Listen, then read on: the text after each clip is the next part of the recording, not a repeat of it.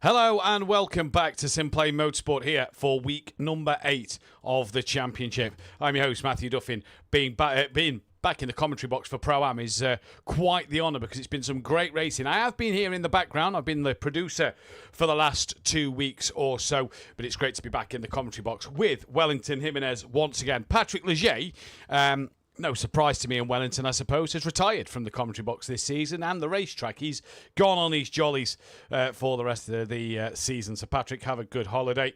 And, yeah, hopefully you come back soon and do manage to get a full season done, I suppose. But we're at Suzuka, the land of the rising sun here in Japan.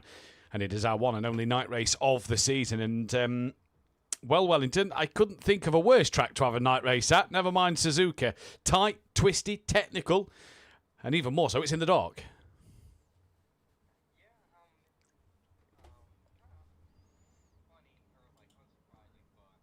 Suzuka holds... I really hate the track, but I did win a weekly race around here back on Ride 4 and also held the world's record for that weekly race here on Ride 4. But anyways, or any other thing, I absolutely hate this track. But yeah, that's just me. And I suppose we need to start by the big mention. Obviously, if you don't know, I broadcast or commentate on a league called the League by Fox Tekka over on iRacing, an American league, brilliantly run by Chris Harris. And myself and Tristan Herbst, who you may have seen on LMU. Not the one from Top Gear, no, an American one. Me and Tristan Herbst, who you may have seen racing on LMU, we commentate on that. And SimPlay Motorsport have a sponsored car in that championship, sponsored by none other than Wellington's very own brother, Ramsey, or Gordon as we like to call him, who last night took his first ever podium, not only for his team, but in that championship, and is giving it a real good championship fight with the SimPlay Motorsport sponsor. So just want to start today's programme by saying a massive congratulations to Gordon Ramsey Jimenez on what was a fantastic and emotional podium for himself. You could hear the emotion, see the emotion on the camera afterwards, but we'd just like to start by saying a congratulations to Ramsey Jimenez on that podium last night. It was an absolutely fantastic display from him in the second feature race, and long may they continue going forward into the rest of the races this season. But enough about Ramsey Jimenez and enough about the League by Fox Tekka. It's SimPlay Motorsport and it is Suzuka Night Race and Wellington. It is 4 races from the end because we've got 1 tonight, we've got 2 at Zolder, we go back to our Format B for Zolder, and then we go back to Format A of the 90-minute race for the Donington Decider in a championship that obviously you've been the lead commentator of these past couple of weeks. He's getting tighter and tighter out there. Yeah, absolutely. It feels like Wolski is slowly running away with the championship. He's got a 100-point lead over, I think it's Johnson. And yeah, as long as Wolski just keeps himself out of trouble, which is what he's been doing the entire season, I think he will be able to wrap it up, maybe even at the end of Zolder. I thought Sam Greaves was gonna give him a really good run for his money, but Greaves has just not had the luck that he's needed. So yeah, it's kind of all Wolski's to lose, I would say.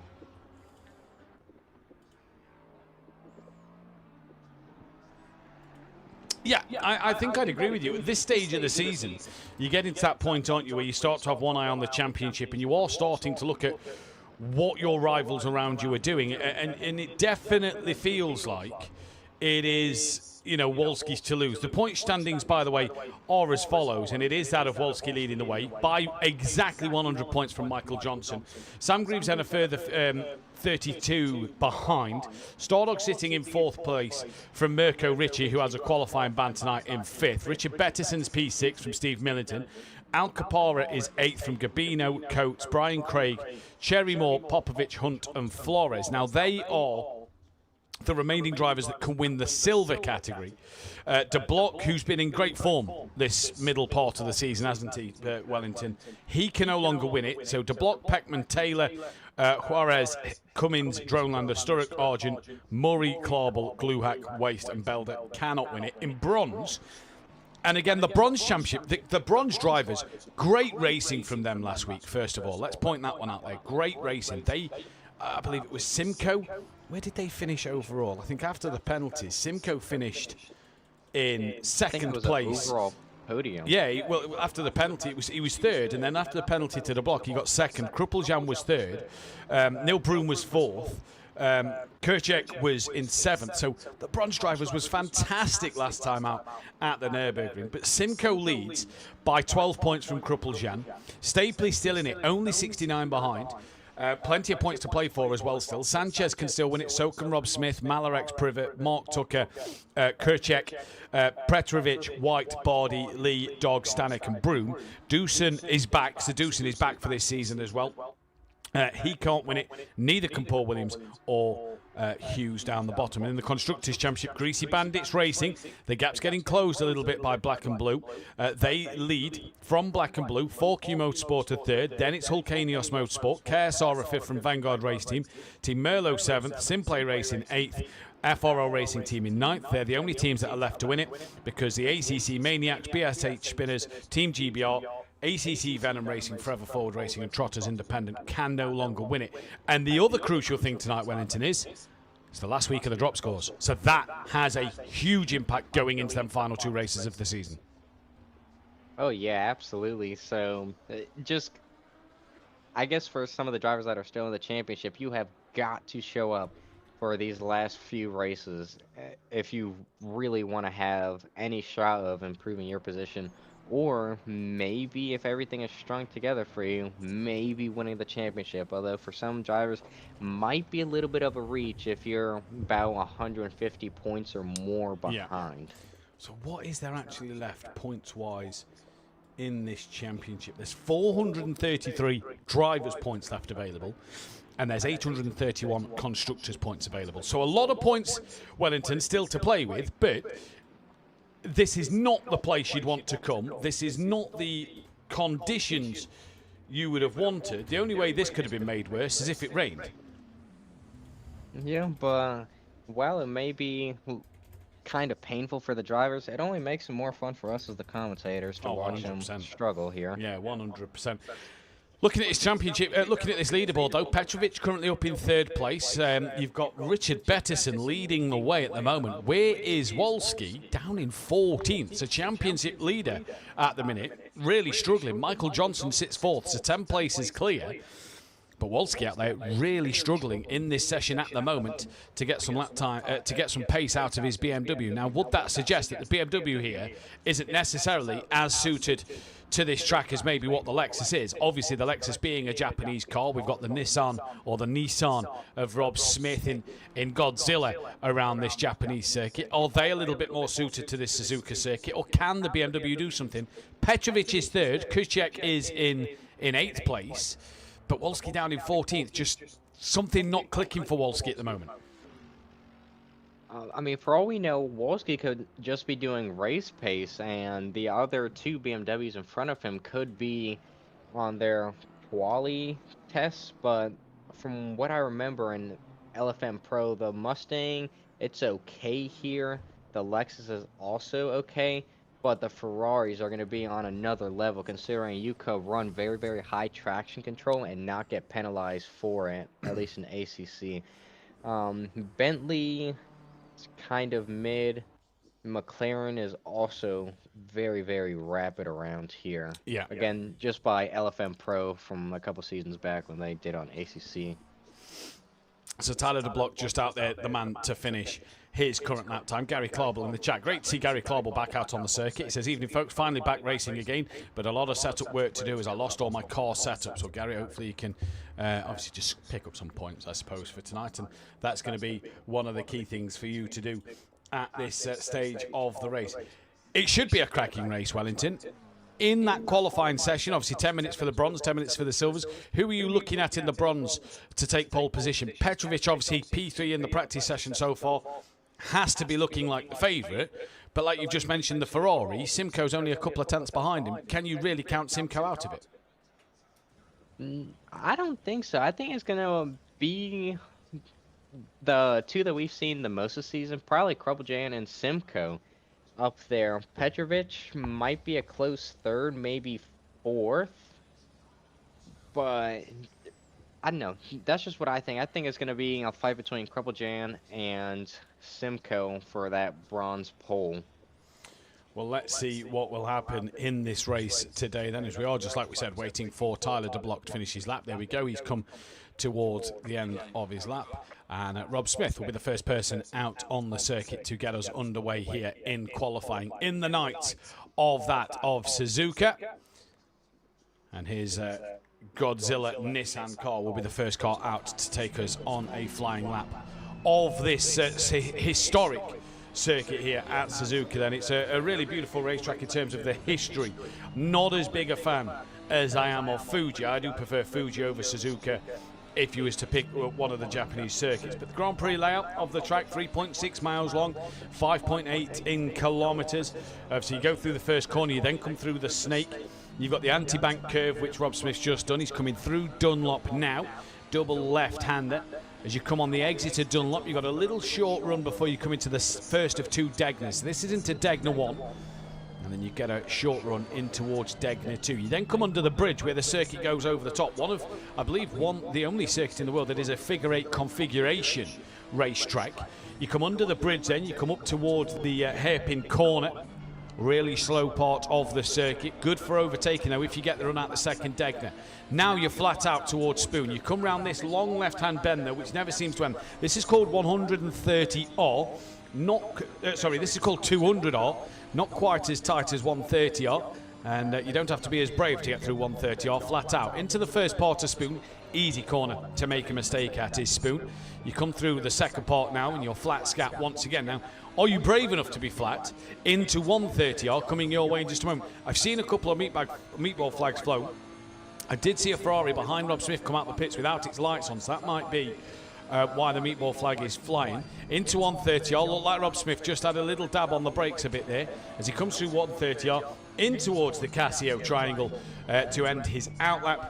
And then he's just got the last curve to go here in this qualifying session. Good evening to Tips in the chat as well. Hope you well, Tips in the chat, or in the virtual grandstand, should we call it. And Rob Smith now will start his first flying lap of today's proceedings.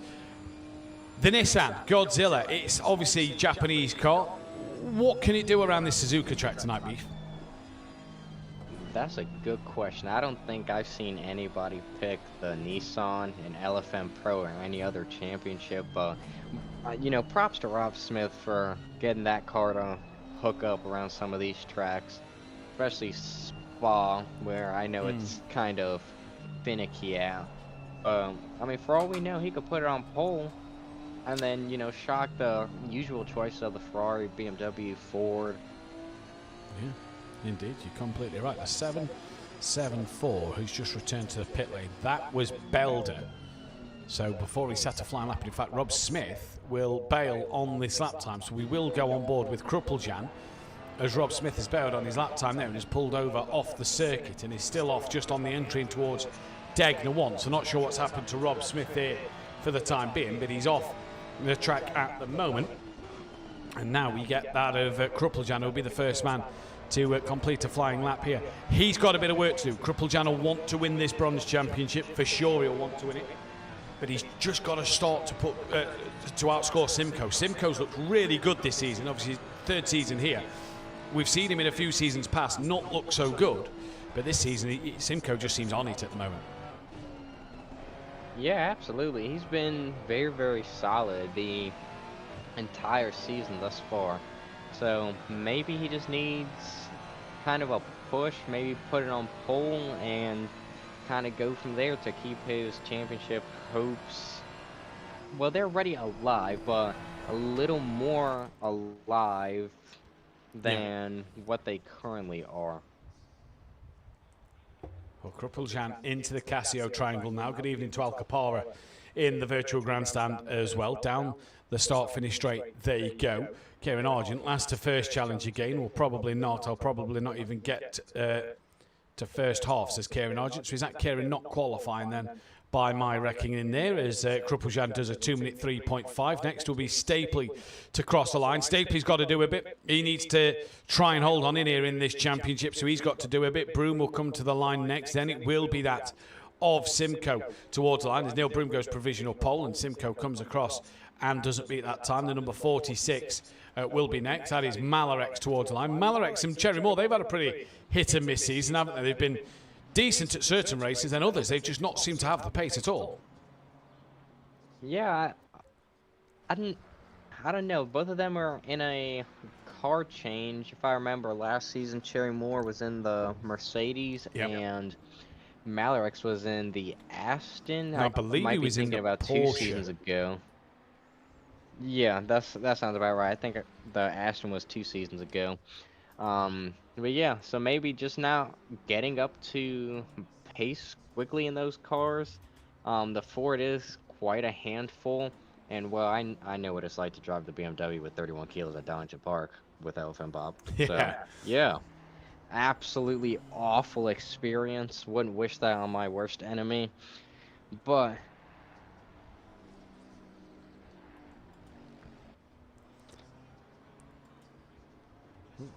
I'm not sure if we've just lost Beef there for a moment. He's still there, Beef? Yeah. Oh, he's still there. Oh, he just went all quiet. Privet's come across the line. Who's next to cross the line on a valid lap? It is at the number 4 of Krupeljan.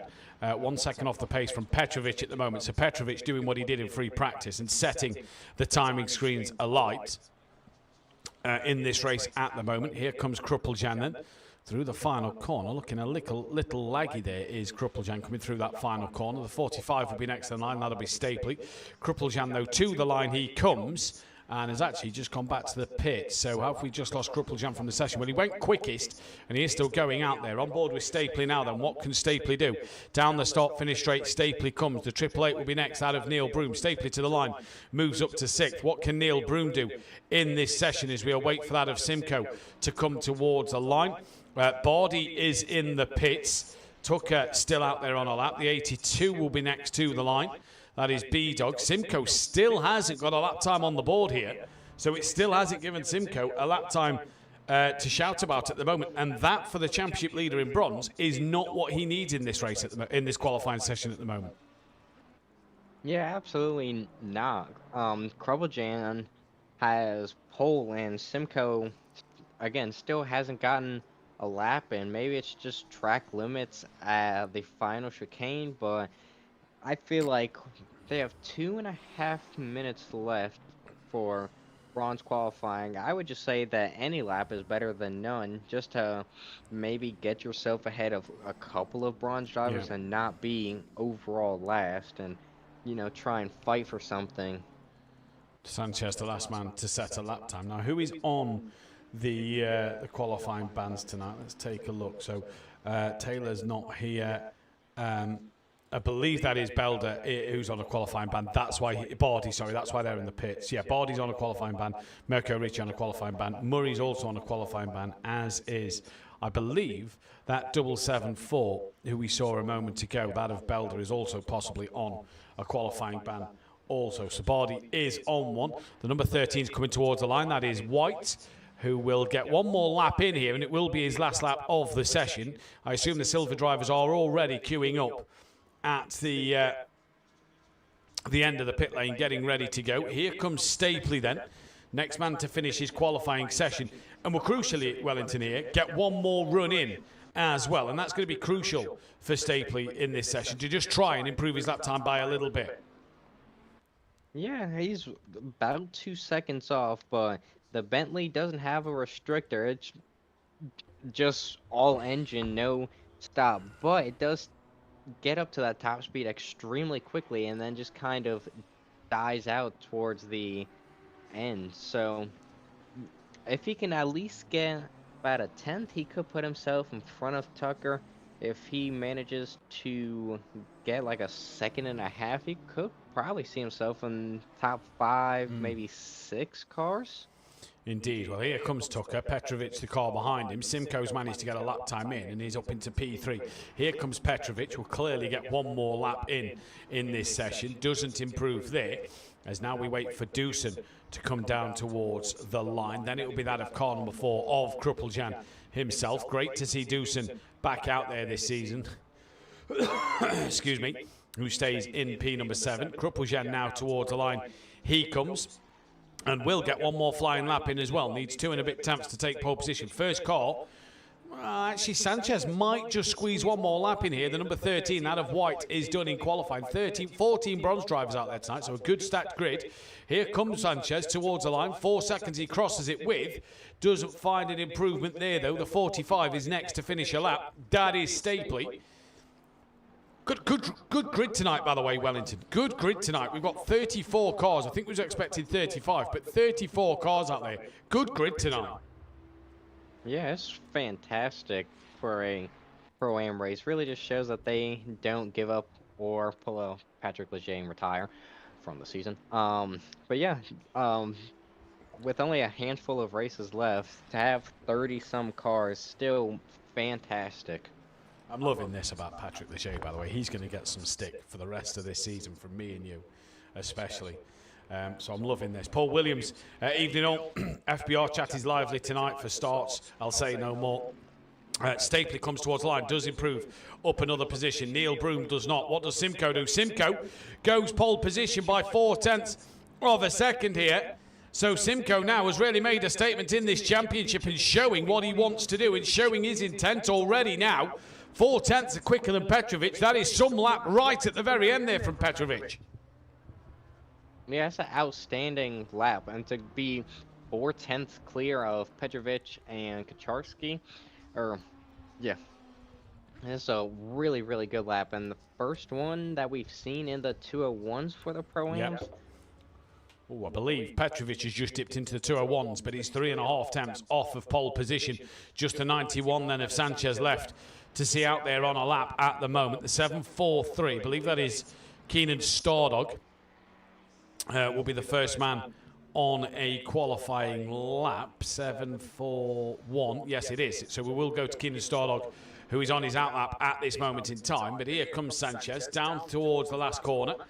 And through it he goes, slingshotting himself out the corner, staying in the middle of the road, comes back across to that racing line. Does he find an improvement? He does, 2 tenths, but stays P5. So crucially there, Simcoe gets the point for pole position and will take that extra point in this championship. So that's one gone away from Kruppeljan already and from Stapley in this championship at the moment. But we'll go towards that of Keenan Stardog, who will be the first man to start a flying lap here in this qualifying session.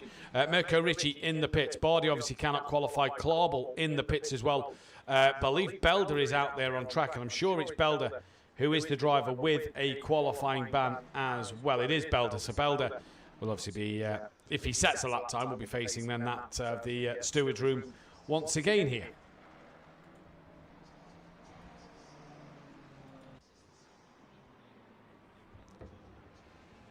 Looking at Stardog's lap, it's very, very clean for the first lap, and track is optimum 24.24, yeah.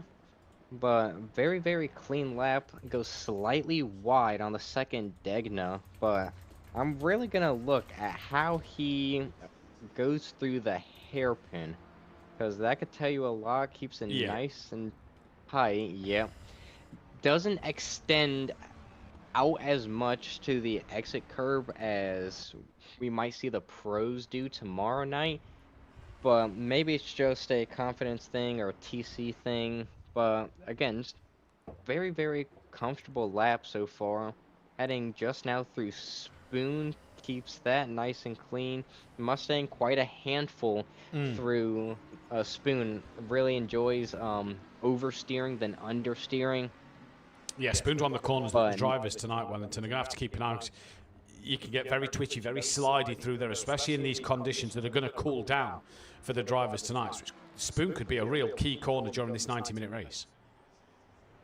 Well, I mean, it kind of always is, no matter the race, because once you get through there, you have a really, really long straight into two potential overtaking opportunities. You could throw it up the inside of 130R, could try around the outside and try not to send yourself to Fuji by hitting the wall.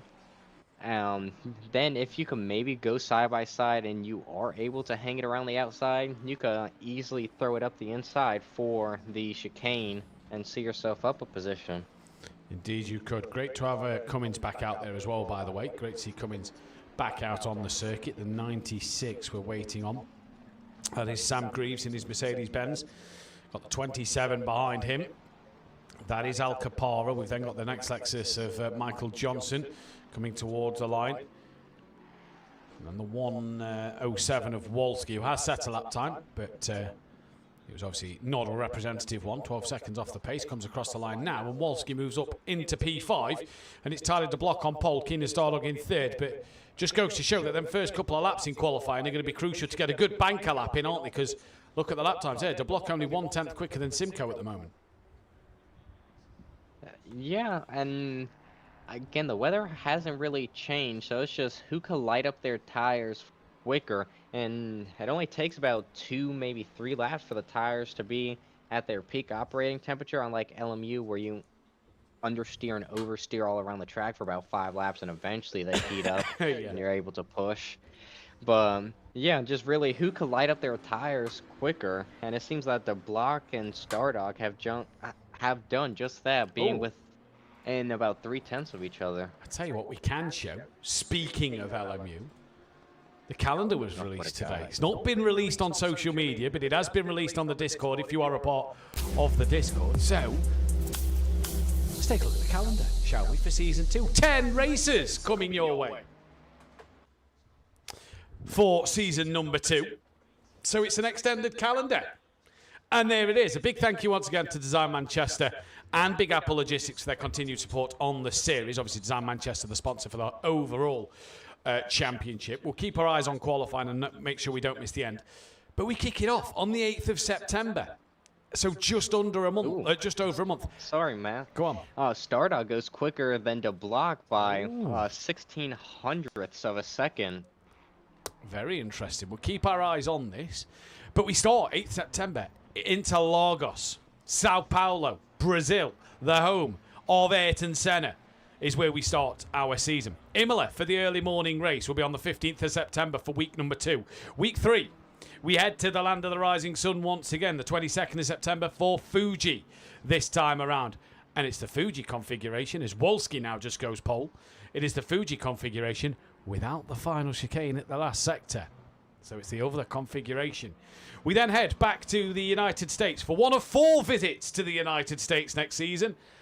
Circuit of the Americas. Don't get too excited. It's COTA, 29th of September. But do get excited. The original home of SimPlay Motorsport, Daytona International Speedway, the road course, is back. It is the night race on the 6th of October. Be excited for that one.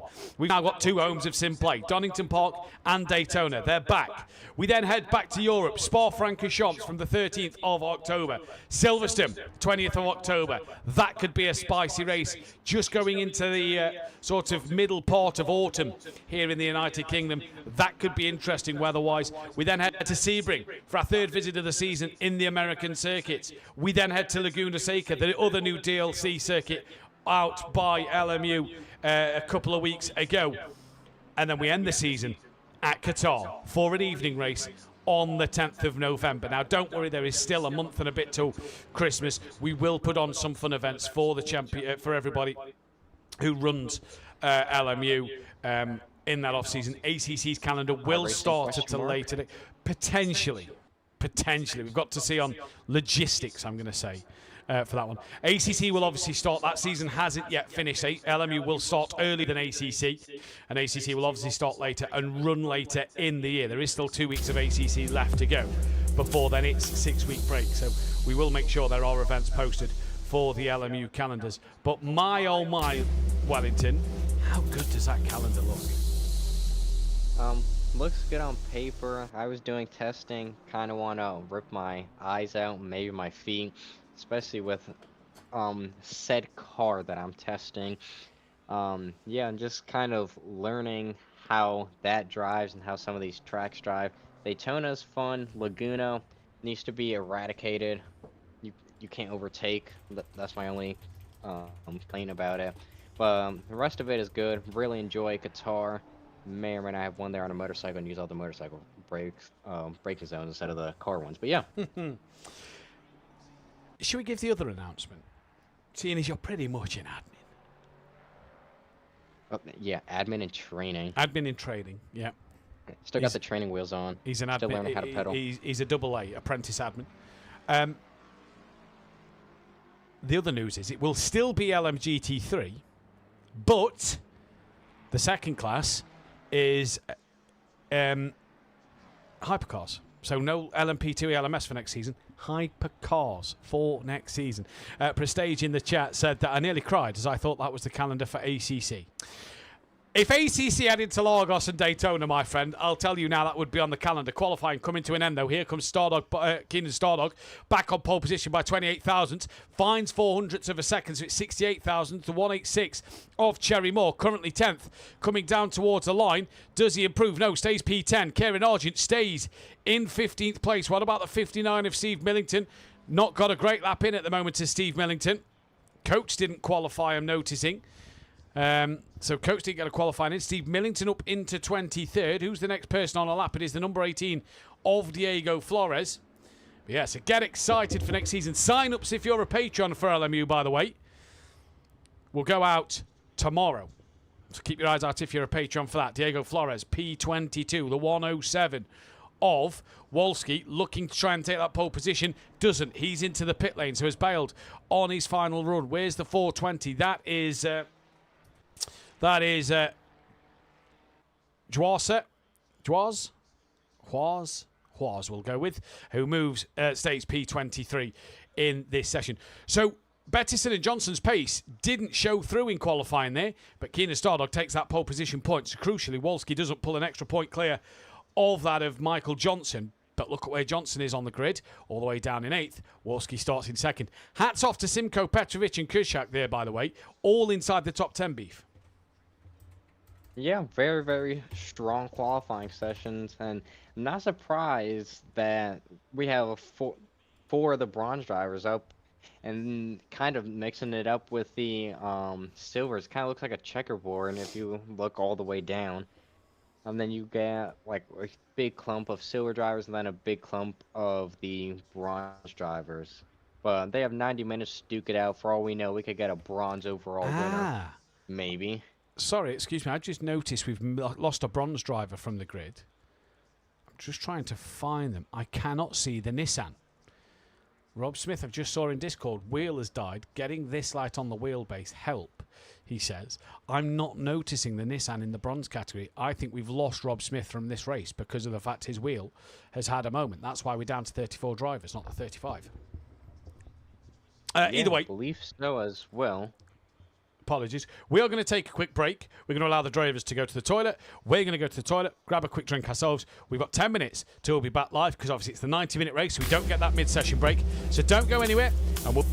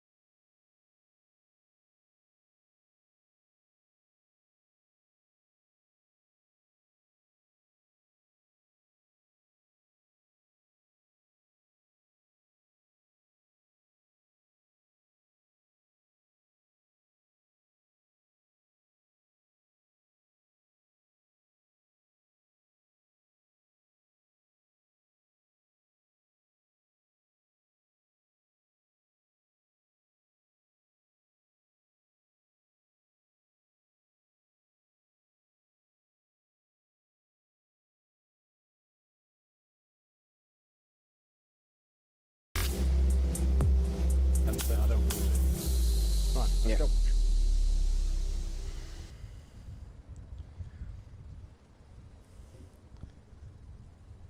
Welcome back then, ladies and gentlemen, to SimPlay Motorsport here for the one and only race, the 90-minute race of the season, in what has been a fantastically fought battle in qualifying session. It is Stardog on pole from Wolski, Alcapara third from Tyler de Block, Simcoe, your bronze pole sitter, fifth from Sam Greaves, and it's Johnson from Petrovic second in bronze.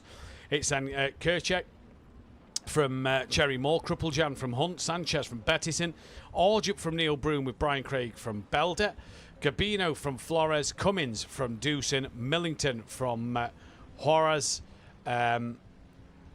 Horse, we're going Juarez, Horse, I think presumably that's going to be Horse, then Stapley, Tucker, Malarex, Privet, Dog, White, Richie, Clarbel, Bardi, Coates. We have sadly lost the Nissan of Rob Smith, who's running into a few wheel issues. Now, strategy tonight could be a little different. The track's going to get a little bit cooler as the night goes on, and our tyre is going to take that much of a battering. I'd assume so around this Suzuka circuit, Wellington, but anything could happen, and the strategy for these drivers is going to be interesting to keep our eyes on what the drivers do here. Yeah, just again the decision of you're gonna take tires early, you're gonna take them later. I think this might be the one track where you want to take them in the first inning, especially if it's gonna cool off. And because of how tight and twisty it is, those first maybe 30 minutes that you'll be racing, you're probably gonna be in a battle and burning up your tires. So I think if you take them at the first stop and then you kind of kick back for the next however long you have left, I think that'll pay off. Yeah, I agree. Well, it's a Greasy Bandits front row of the grid, so let's find out what will happen in this race then. First corner is always a treacherous one here at Suzuka. So what will happen at the start of this race? Kruppeljan needs to get close to Simcoe, but that's 11th versus 5th. Johnson down in 8th or 7th. Sorry, needs to get close to Wolski. So work to be done here in this session. Juras, sorry, Juras. Right, he just come in. Right, he just come in the Discord chat. Right, he'd tell me how to say it, please. You wouldn't know that I do this for a job, would you, be professionally? But that's on Legends cars, and their names are easy to pronounce.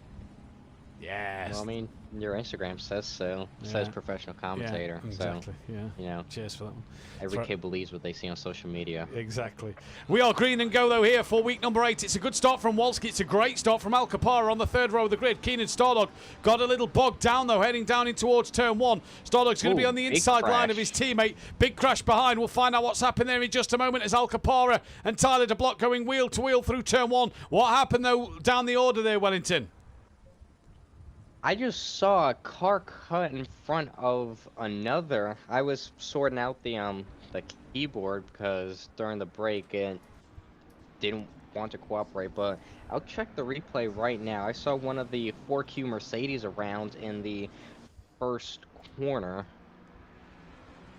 Well, let's see what's going to happen because Keenan Stardog leads from Wolski. Wolski coming under pressure, though, from Tyler de Block at the moment in this race. Down in towards the first of the two Degners for the first time. There you go. As they come through the first sector, this is where we'll be able to see a bit more on the timing screen. The number 3 has had a moment I can see as well. Yellow flag for the number 3 car. That is Brian Craig, who is round and off. That is just out of Dunlop on the approach towards the Degner. So it's Stardog from Wolski, Tyler de Block from Alcapara, Simcoe, who's got Sam Greaves behind him. There's Johnson from Petrovic, Cherry Moore from then that of Kirchik, Kruppeljan from Bettison, Belder from Broom, Doosan's running 15th from that of Juarez. Juarez, sorry. Then it's Cummins from Millington, Malarex from B-Dog, Flores from Tucker, Mirko Richards up to 23rd, Gary Clarbel, Privet, White, Stapley, Bardi, Gabino, Coates, Kieran Argent down the order from Sanchez, Hunt, and then Brian Craig, who is no longer last. Kieran Argent is now actually the last man on the circuits. Kieran must have had another moment in this race. But Tyler de Block putting the pressure on Wolski early doors. What have you found so far, Wellington? Nothing yet. Oh, it seems that Kruppeljan checks up a little bit for I think that's Sam Greaves and Kacharski. Let me watch that again. I think that's what it is. Yeah, because, oh no, seems that, actually, that might be Hunt in the 68, yes. So Hunt cuts across the front of Kruppeljan, who then ping pongs into Kacharski, and then Kruppeljan checks up 91, believe that is Sanchez. Yes. So, yeah, it's gonna be interesting to see how the stewards kind of rule that. Good job weighing out the stewards for it. If I was a steward, I might put that on that of Hunt, because again, he just cut across Kruppeljan. Maybe he thought he was clear. The radar on ACC is dreadful. Yeah. So maybe it was that he thought he was clear and just wasn't. It's about the only thing that I could really think of. Well, let's wait and see what happens. Tony Bates in the chat. Fury's granddad saying, did Kieran do his signature move? More than likely. As this is on board with Kacharski. This is on board with Kacharski then, who's got that of Sam Greaves just ahead of him. Kruppeljan still sat behind with then the Bentley of Belder in this race at the moment. Stardog, though, pulling away out front from Wolski. De Block still on the rear of Wolski as they come in towards out of Spoon. De Block looking up the inside of Wolski now. Does he get the better exit? No, he doesn't. Wolski manages to fend that one off. Al Capara waiting in the wings for that third podium spot as well. But 3 for second place at the moment. Simcoe leads in bronze up in P5. Michael Johnson's now up into 6th ahead of Petrovic, Jerry Moore and Sam Greaves. So he's made up a couple of spots in this race. Further down the order, though, any other battles? No, not yet. Hunt has done his first stop. So has Gabino, Stapley and Mirko Ricci. So they've all been in to do their stops. Tucker trying to get onto the back of Diego Flores. B-Dog is sticking to the back of Flores as well. Sorry, it's B-Dog in between Tucker and Flores. Further forward, though, Cummins all over the back of Steve Millington at the moment. You've got Juarez in the Ferrari. Trying to get onto the back of Doosan. That is Neil Broom into the pit lane. Further forward, this is Richard Bettison having a look on that of Belder. Can't make the move there at the moment. Kacharski is looking on the back then of that of Sam Greaves once more. So the BMW driver looking to try and make a move. And Wolski now still fending, or Wolski still fending off that pressure of Tyler De Block. Simcoe's also trying to fend off the pressure of Michael Johnson, who's going to want to make light work of Simcoe in this race to get onto the rear of Wolski as quick as he can here. Yeah, but Simcoe isn't a slouch this season, but with Wolski holding up that of De Block, he's allowing his teammate just to slowly run away with this in the early stages of this race, because we know how quick De Block is when he gets the open air. He almost seems that he's running like a GT2 spec with how quick that car seems. But yeah, Wolski doing what he needs to do for the team championship and just keeping maximum points within that Greasy Bandits 1-2. But again, if De Block gets past, might as well wrap up the trophy from today's race and go and send it De Block's way. Indeed you had, and Simcoe actually was a little slow going into Degner 1 and allowed Michael Johnson through a moment ago. So Johnson has got ahead of Simcoe and now can set his sights on the cars in front. Wolski's opened that gap up towards out of Tyler De Block. Belder has got the other black and blue racing Lexus all over the rear of that of Richard Bettison, quickest in the free practice session. Bettison in that really quick Lexus in a straight line down towards 130R. Stays tucked in behind the Bentley. No slouch in a straight line is the Bentley, but he's not going to think of trying overtaking one of the biggest cars on the grid at 130R. It would be brain dead to do so. Tough corner to overtake on the smaller cars in the dry. Never mind, and in the daylight. Never mind in the night race. In the dark against one of the biggest cars on the grid. White's still in the pits for his pit stops. That must have been bad damage for him. Bardi is looking on the back of Brian Craig now. That's for 24th and 25th between the bronze and silver driver. And then Malarex, who is in that BMW, just trying to get onto the back of Cummins, who's lost out to Steve Millington now in this one. Kieran Argent's back up to 26th, but that's because we've had a few more pit stops been made. Mirko Ricci's obviously coming from by the back of the grid today with his qualifying ban, so he's got a lot of work to do. As Al Capara now closer to Tyler De Block as Wolski went and punched in the fastest lap of the race. So is Wolski's tyres now, Wellington, up to temperature, up to pressure, good enough that he can now start pumping in fast lap times? I think so. It's yeah, the third lap, so definitely gonna be up to temperature and it's quite warm. Not as warm as I think it's been at some of the other tracks, like Spa, I believe was like 36. Yeah. But definitely warm for a nighttime race. But I think he's gonna try and work with Stardog and maybe extend the gap to the block by just not fighting. Maybe do a little bit of horse and carriage, pull each other along. But again, this is what they need in order to extend their gap to Black and Blue Racing in the team's championship. Yep, completely agree at the moment, especially with Betson down in 13th place and has now managed to clear the Bentley of Belder. But yeah, with Richard Betson down the order now up into 12th, but him down the order, and Michael Johnson, who's slowly creeping onto the back of the cars around him. De Bloc's 1.3 off the rear of Wolski now as Alcapara in the Mercedes-Benz looking to try and make the move on Tyler De Block into the chicane. Not close enough there though. Kruppeljan fending off that of Richard Bettison through 130 out. But it's a matter of if not when, you feel like, for Richard Betson, who looks like he's got some good pace here at Suzuka tonight in that Lexus. Clear catches up to Kruppeljan like a demon there through that Casio triangle chicane, and now down the start finish straight they come. You'd fancy the Lexus here in the slipstream with its power to pull to that inside line. Richard Bettison looks like as he comes down towards turn number one, as if he's going to make a move here. And seeing as at the top of the circuit it's called Spoon, I've always thought this bottom end should be called Forks, just for the fun of it. And through goes that of Richard Betson. Up into P11 now. There is a spinner at the Casio triangle. The number 57 has just got past. Believe that may have been the number 13 of White. it is White, yeah, who's already a couple of laps down. Yeah, quite unfortunate for him. And we're only 4 laps in to already be a lap down. But he's still got another 80 minutes or so to try and make something happen. Indeed, he Not has. seeing any battles. Sam Greaves has already gotten ahead of that of Kucharski and now sets his eyes onto that of Cherry Moore, who isn't.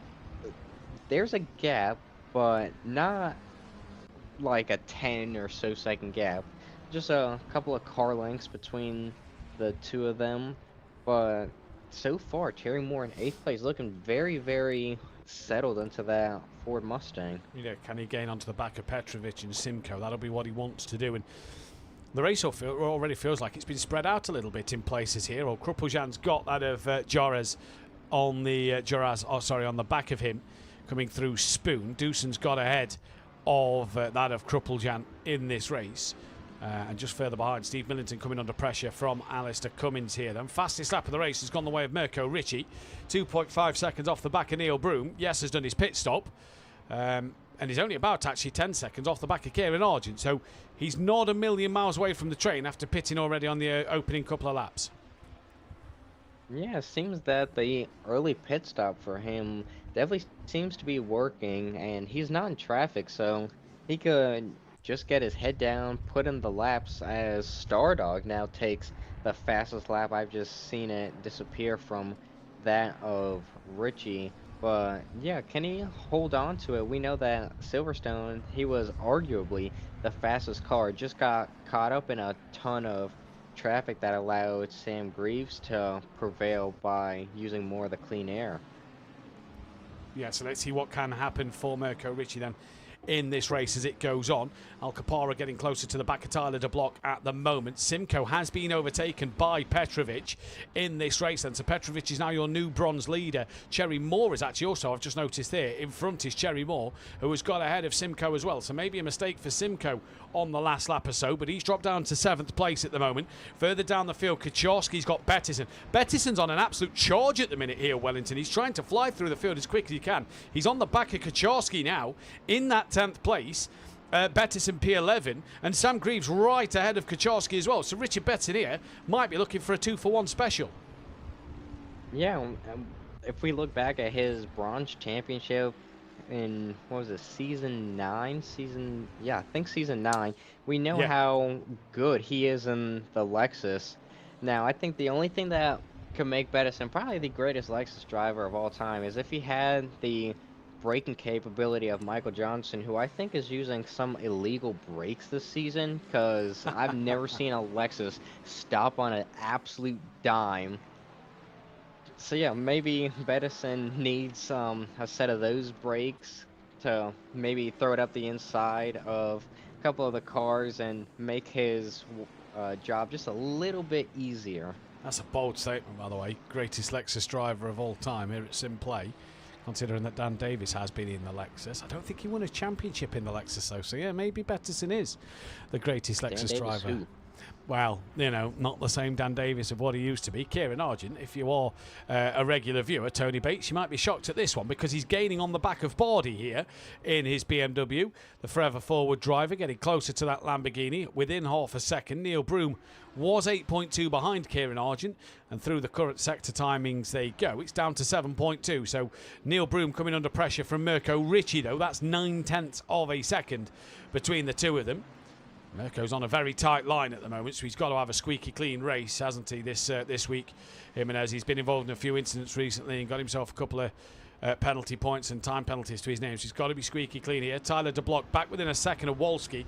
Stardog's taken back the fastest lap of the race and pulled 3.4 seconds clear of Wolski. And if you look already on the track map, Keenan Stardog's gaining on the number 91 car of Sanchez to already put a lap on him after Sanchez has done his pit stop. So traffic already about to start to play its hand here, only 14 minutes into this race. Yeah, but hopefully Stardog can make quick work of the traffic ahead. He's got Sanchez in front, directly in front of him. Then he's got the 68 of Hunt, who was involved in the lap 1, I can't even say first corner incident, but like first 200 meters or so incident. And then got quite a gap to the 19 of Gerbino. But yeah, if he could just make very, very quick work of them, try and catch him on a straight, he should be in a good place to continue adding on to the lead that he has. Indeed he could be. Here is Belder trying to stick to the back of Bettison, who's dropped off the back of Kucharski and Sam Greaves a little bit over this lap. But he'll be trying to make his way back further forward once more. Still watching Matt go, Kieran, says Tony in the chat. No, I didn't doubt you wasn't watching, Tony. It was more just a disbelief of Kieran catching somebody, I think, in this race. Have football on. Yeah, I don't think there's any football on at the minute. That'll change, though, come next week when the season starts. So that'll all be different. But you and me both, to be fair. As further back, look, Belder gaining on Bettison here. So is Bettison just going through a stage in this race where Alexa's not feeling too happy because he was a couple of laps ago charging through the field. Alcapara is all of a sudden within a 10th of Tyler de Block, and Michael Johnson is a lot closer than the 1.1 seconds that's showing. So what has happened to Tyler de Block here? Has he made some sort of error? Because the gap with the two behind him has come dramatically down in this race, and all of a sudden we're looking at a battle for the overall podium and the podium in silver here in what has so far been a quiet start to this race, you have to say. Yeah, very, very quiet, apart from the lap 1 200 meters incident. But yeah, I guess more of the drivers are understanding that it's 90 minutes. You have an extra 30 minutes to make your move, so might as well play it safe. This is an LMU, so you don't have to lift and coast and, you know, put around. So it's still going about flat out. And Johnson closing in on De Block and Alcapar. So we were saying that that his teammate of Bettison could maybe go for a two-piece. Looks like both of the black and blue racing Lexi Toyota Camrys could maybe go for two-piece. Indeed they could here. Bettison has got onto the back of Kucharski and Sam Greaves once again, and Michael Johnson still sat there with Alcapara and that of Tyler de Block. A couple of tenths separating the pair of them at the moment. Here comes that of Alcapara down the start-finish straight. Stardog's in cruise control in this race, isn't he? 3.2 seconds up the road from Wolski. He's put a lap on, I believe, Sanchez already, so he's in absolute cruise control at the moment. And here goes Richard Bettison, looking now on that of Kucharski, then in towards turn number 1, backs out of it, looks to the outside line, through into turn 2. as they head up towards the snake. Pettersson again, just a little wiggle on the exit there. I thought he was looking for a move, but it was a wiggle he had on the exit. B-Dog trying to stick with Diego Flores further down the field. Gary Clauble not quite within the vicinity of Neil Broom at this moment in time. And Argent's battle to Bardi has absolutely disappeared. He's got damage on his car on the side, and he's 1.7 behind. In fact, he's got to be wary now of Mirko Ricci coming through, and Ricci, who's done his pit stop already, so has Neil Broom. Broom's not far away in the background from passing Kieran Argent here. Might be worth Argent possibly coming into the pits, getting that damage repaired, filling up the car with fuel, and getting back out on track in this race. De Bloc's opened the gap up to Alcapara, and Alcapara has to Johnson. Pettersson now still putting pressure on the rear of Kucharski, but it has, for such a tight, twisty circuit, the gaps have opened up early on. Yeah, maybe there are some drivers who are running a higher downforce setup, some running a lower downforce setup, so of course that's always going to play into it, but Wolski has quite a train behind him. Yep. From second all the way down to fifth. How far is Petrovic? Petrovic, quite far out, but Cherry Moore 7/10ths behind him going through 130R. So maybe if Cherry Moore can get just a little bit more pace, he might be able to join and extend that train behind Wolski. Yep, you're rightly so. As Proco GT in the Virtual Grand Sensei Kucharski is in his element. He moved on from GT7 with me to focus on a simulation, currently on the best one available to consoles. Indeed he is. Well, Pro Rock, if you are in the look for a league on ACC, you know, come and join us here at SimPlay Motorsport. Maybe you and Kucharski could team up together on the Season 12 calendar that'll be coming out hopefully by the final week of the season. And Prestige in the chat saying, has there always been a grey border around this screen, or I can't remember seeing it before? It's always been there because it gets rid of all the untidy ACC bits that you see at the bottom where there's a report and profile, the service statistics and all the other bits. We've just cut that box out at the top of the screen so you can see the weather and how long is left of the race. De Block within 4/10ths now of Wolski. So De Block's broken away a little bit now from Alcapara, who's coming under a bit more pressure from Johnson. Petrovic, like you say, has got Cherry Moore just over a second. Kucharski, third in the bronze category at the moment, has got Richard Pettersson crawling all over the back of him at the moment and doing quite a good job in this race. Tucker's trying to get closer to Privet, and Mirko Ricci is on the rear of Kieran Argent, and this is the closest fight out there on the circuit so far. And just up the road from Kieran Argent is Bardi, so Mirko Ricci trying to find a couple of places in this race at the moment. We are 20 minutes into this 90-minute race. We've seen a few pit stops. Mirko Ricci is the lead of the pit runners after the opening lap of the race. So he is the lead man to keep your eyes on when other cars pit. And all this while he's stuck in the traffic behind Kieran Argent at the moment, it's just going to hurt him by the time the leaders come round to pit, isn't it? Yeah, Stardog is just now heading into the last chicane, and Ricci is going through the first of the Degnas. But again, if he just has to make fast and quick passes. As you said earlier, he's already on very, very thin ice with penalty points and warnings and that sort of thing. So, yeah, if he could just take his time, get some nice, clean passes, he could be good to go for maybe a win. Could indeed. Now, Michael Johnson, I've just noticed on the timing tower, has got ahead of Alcapara. So Johnson moves up into fourth place ahead of the Mercedes-Benz, and he's trying to quickly get onto the back of Tyler De Block and Pavel Wolski here then. We've got Sam Greaves, who is gaining on Simcoe. Kucharski, though, side by side with Richard Pettersson. Here goes Pettersson round the outside of the first corner. We'll have the inside for the first part of the snake. It gets the move done. Kucharski backed out of that one. Didn't want to fight it too hard on a tricky section of this Suzuka circuit. So Richard Pettersson now moves inside the top 10 here. And we've got Steve Millington into the pits. We've got Belder gaining on the back of Kucharski, bringing Doosan with him. Doosan and Kucharski will be for that final spot on the bronze podium then. Further down the order, Mirko Ricci still sat behind Kieran Argent, who is actually gaining on that of Bardi. They've got ahead of Steve Millington. Neil Broom's nearly coming into contention here. So it's nearly a four-car train. Lamborghini, BMW, Lamborghini, Ferrari. all the way down for P24 at the moment as Kieran Argent tucks up the inside of Bardi through the first corner. Bardi's still got the inside line for the first part of the snake. Kieran leaves him plenty of room, probably a bit too much room, but hangs on in there, and Kieran Argent, yes, Tony Bates, Kieran Argent makes an overtake. Yeah, and I mean, good on Argent for... He looked very, very close to the grass. I'm pretty sure you can see where I'm leading with that. Ooh, as Bardi goes onto the grass, gonna allow... Is that Broom in the Ferrari? Broom and yes, Richie. that is. He's gonna allow them to pass, so probably the easiest and quickest overtake that Richie might make this entire race. No defending, so a little bit of help from the grass as he looks up the inside of Argent, not there, holds a tighter line. Argent runs a little bit wide, gets a better run out.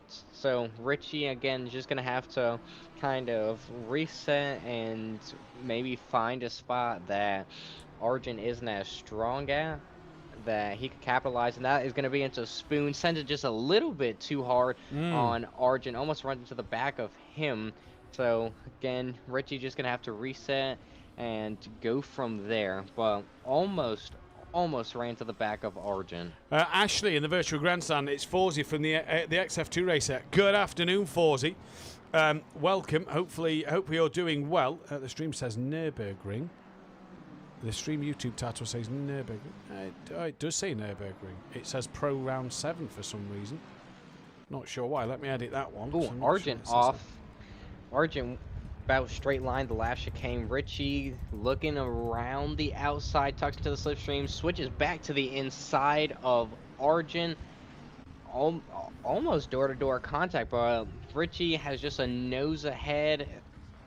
Break at about the same time. Richie to the inside, a little bit of contact from Argent. Richie runs very, very wide into the second corner.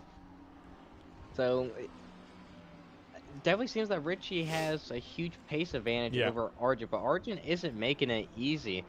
But just going into turn one, I think that Richie clipped the curb, which sent him a little bit wide and just directly into Argent's path. So nothing that Kieran could have done per se. Indeed it is. Thank you for that one, Yoshi. I sorted that one. Ashley, how are you? Hope you're doing well, buddy. Love to see you back on LMU. That'd be fantastic to have you back. Paul Williams, Beto making moves. Black and blue in the second half of the race. Well, Beto's now up into P10 and is within 3/10 of Sam Greaves. So let's just go and check that one out quite quickly. There's Sam Greaves coming past out of what seems to be Sanchez as a back marker. Sanchez going to stay wide and allow that of Greaves to get through, and Bettison and Kaczarski, Belder, Doosan. Kruppeljan's not close enough at the moment. Back down to this Kieran Argent Mirko Ricci fight that is raging on once again. Further forward, though, we've still got that battle for second place. Wolski's fending off to block Johnson and Al Capara. Petrovic 6 seconds behind. Cherry Moore's dropped off the back of Petrovic just a little bit as well. An Argent little wiggle out of Spoon corner there. That could allow Mirko Ricci to have a mega run. Kieran Argent's already on the defensive going in towards 130R. Sat on the left-hand side of the road, so I don't really think you need to defend at 130R because it's more about have you got the minerals to go side by side past each other at 130R more than defending from it. But Richie stays exactly where he is for the time being over Kieran Argent. I mean, yeah, kind of weird car placement from Argent, but I mean, it doesn't really hurt to defend. And you know, had there been a crash, it probably would have been entertaining for us and then kind of a headache for the stewards. But I digress. No. As again, Richie just on the back, wide. No digressing in the commentary box. Ah, you had to say it, didn't you? You've done that on purpose, haven't you?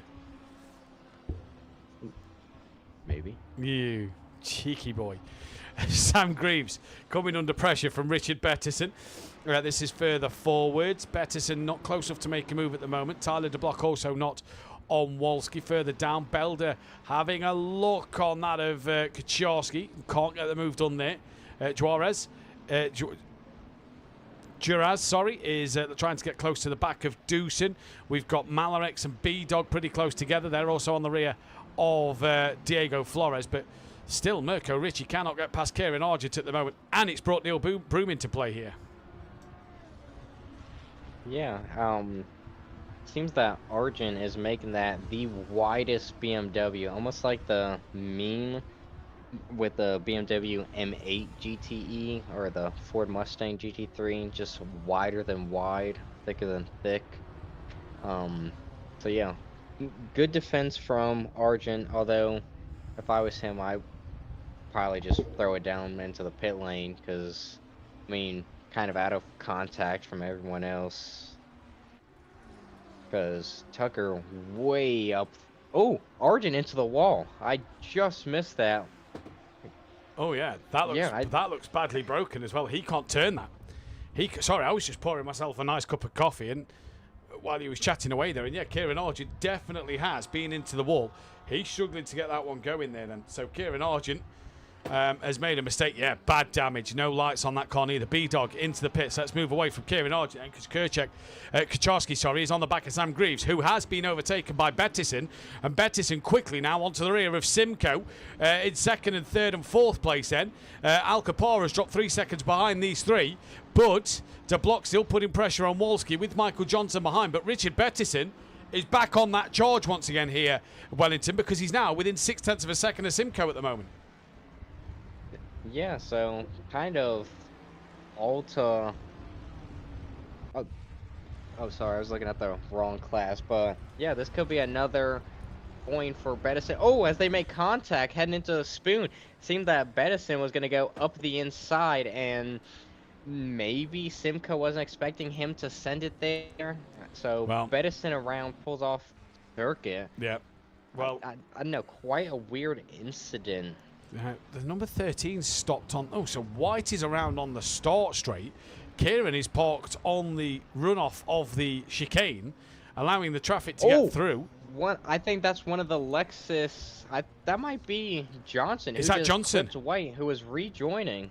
It is Johnson. Yeah. It is. And he's got huge damage as well. Michael Johnson with huge damage to Black and Blue, who have been on a charge, are now dropping down the order. And Michael Johnson's got a lap to do with heavy damage on the car. So Black and Blue, it's all gone horribly wrong for them here. Yeah, might have a couple bruises on the cars, but let's just see if they're able to recover. They still have another hour, so a regular feature race. But yeah, I saw White. He tried to rejoin and almost directly into the path of Johnson, who was close to top speed. So hopefully White had his hands off the steering wheel, especially if he has a direct drive. I know those are kind of sketchy when you get hit. But very, very unfortunate timing for Johnson, just running his line and had it interrupted as Simcoe, Garage, and Bettison are all in. Tucker and Argent in as well. Yeah, and you fancy Argent to be in there for a while, don't you, at the moment? Tyler De Block still trying to put the pressure on Wolski, who's got nothing to compare to his teammate. 7 seconds up the road is Keenan Stardog at the moment. Michael Johnson, was within 7/10 of Cherry Moore. He's now falling a bit further back with that damage to the front of his Lexus. Probably going to be best to get it into the pits now and get out as quick as he can. The 23 stop-go penalty and Richard Bettison stop-go penalty.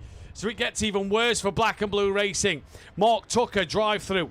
Richard Bettison, Mark Tucker stop-go. Richard Bettison stop-go. So it gets even worse for the team now there, then, Wellington. Yeah, just a bunch of salt added to the wound. And I'm looking at De Block and Wolski. Looks like De Block is... just the way he cut the last bit of the chicane might have been a warning. You just had to keep the tires on the curbing, and it looked like he was on the AstroTurf. And I've seen him do that probably about 2 or 3 times, as well as extending between the two Degnas, just a little bit of that runoff. Yeah. So, wonder how many warnings he's on. Or if ACC just chooses to give up and not give him a warning. Can you see the virtual grandstand? Let's see, I could pull it up. Have a read there of Kieran Argent's comment in the virtual grandstand. That might explain what has happened to him. Either way, if you are new to the channel, do hit that thumbs up button on the stream if you enjoy what you see here. Hit the bell to be notified when we go live, and of course, as always, hit that subscribe button. What a season it has been for subscribers, mainly thanks to our admin apprenticeships program. But do hit that subscribe button as well. We are 10 away from 1,350, our next milestone on the list. So 10 away, so get 10 more subscribes in before the end of the season would be absolutely fantastic. If you want to take part in SimPlay Motorsport, make sure you get signed up onto the Discord for Season 12 of ACC on the console, or for Season 2 of LMU on the PC. Tyler De Block almost there. ran into the back of Wolski. That almost Just allowed saw a little Alcapara bit to of come that. through as well there, so got to be careful now. Wolski, he's not really a cork in the bottle at the moment, Wellington, but he's definitely not got the pace of De Block. Yeah, we're gonna see once the first pit stops of these front runners are done. Ooh, De Block hits the 130R death curve and runs right into the gravel, allows Alcapara to get through. So maybe he's running a lower ride height on the McLaren. We know that McLaren is very, very sensitive over some of the bumps. Yeah. So maybe he kind of bottomed out and Parr just flung. But I did read Argent's comment, so we'll leave that to the stewards. Yep. And yeah, just see how they judge it. Yep. I'm sure that Kevin Argent will be putting that one straight in. He loves a ticket or two, so I'm sure that one will go in. Is Kevin Argent actually back out on the circuit here? Yes, he is, but he's now down dead last behind that of White, who's coming into the chicane. And Kevin Argent's only just coming through the S's now. So Kieran with work to do to try and recover some points in this race. The 75, that is Richard Betterson, gets his stop go cleared, so he will be coming out the pit lane with no stop go to his name. Then so is Mark Tucker, so stop go cleared for the pair of them two in this race as Kieran goes slow on the grass just to allow that of the back marker of, I believe that was Hunt, yes it was, who come through to put a lap on him. We've got Cummins and Belder into the pits, and Alcapara, his turn now to attack the back of Wolski because he's right there on the rear of him. De Block back with the two of them as well, so De Block hasn't dropped off just yet after his mistake at 130R, but just going to look at Wolski's pace last lap compared to the others. 2:03.8 from Wolski. Alcapara was a 2:02.6, so 1.2 seconds Alcapara was faster than Wolski. De Block obviously a 2:05, but had that off in this race there. So yeah, at the moment, huge for these drivers to see what they can do. Yeah, but I mean, Wolski's doing exactly what he needs to do for the team's championship and helping out his teammate of Stardog. Oh, as Alcapara runs well wide on the exit. But yeah, if they could just continue to use Wolski as a pick, and they could have a really big Constructors Championship lead as Alcapara is in. And yeah, just not the night so far for Black and Blue. They're running 23rd and 30th respectively. So quite the mountain to hike, or quite the hill climb to ride if anybody keeps up with the Tour de France. But yeah. Oh, God. Tour de France again. It's twice in 2 days now, Beef, you've mentioned the Tour de France. You had me watching it yesterday, didn't you? I don't see what's wrong with it. We're watching the female one, which is far more entertaining than the men's one, where Tadej Pogacar runs away. Great to see, great athletes. Great to see them. Here comes Neil Broom, the athlete himself, trying to get past Brian Craig, another athlete who can't do so at the moment. Brian Craig looks like he's got a bit of damage on the front end of that Lamborghini Huracan GT3 Evo. As Tyler De Block, 1.4 off the back of Wolski now since Alcapara has came into the pits. Alcapara is on his way out at the moment. Mirko Ricci, does he get ahead of Alcapara? So where's Mirko Ricci? Yes, he does, Alcapara not off the limit yet, so Mirko Ricci, by the time Wolski and De Block pit, might be sat in a comfortable P2 here at the moment, but obviously everybody has to pit again. Yeah, but the job for Ricci and Alcapara is far easier considering they've already done their first of 2 stops, but looks like looking at Richie and Alcapara, Richie jumped Alcapara. Yeah. That's what Yeah, I mean. by So about a corner. by the time Wolski and De Block come into the pits, Wolski and Mirko Ricci could be sat in second place. I don't think he's got enough to jump out of Keenan Stardog, but could be a nice, comfortable second place. So even though he's been in a bit of traffic, everybody recently has pitted around him, so he's not had to be in that traffic. He's had clean air to pump in good lap times. Yeah, he's got about a corner to that of White, and it seems that Stardog is in a little bit of traffic behind that of Michael Johnson, I think, the 663. Yep. Yes. And then he's got another gap to the 19 of Gerbino, and then he's got 2 cars to pass, the 338 of Kacharsky and the 123 of Cummins. So again, seems that it's about an even playing field with Stardog having traffic that's spaced out and Richie having a clean track.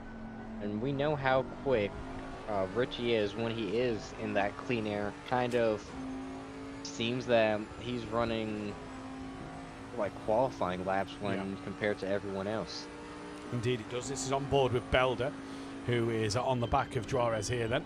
At the moment, Juarez, sorry. In towards the final chicane goes the Ferrari then on the back of Bardi.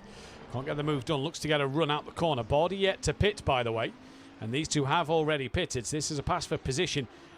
And to obviously then to be well clear of Bardi by the time Bardi comes round to the pits. To block, though, back onto the rear of Wolski once again. This is for second place. Keenan Stardog just pulling away lap after lap at the moment. And again, looking at the last lap times, Wolski 2:04.3, Tyler De Block a 2:03.0, Petrovic a 2:03.3. So even Petrovic and Cherry Moore just chipping away at that gap to Przemek Wolski, sorry. So Wolski here just struggling for the pace. Sorry, man. I think Kacharsky just had a spin at 130R. Yes, he did. With B-Dog. Yeah, and I just saw him return to the pit. I saw the yellow flag. So some sort of incident. What lap is this? 18. I'll check the replay. Hopefully my console doesn't crash. But yeah, I just saw the yellows.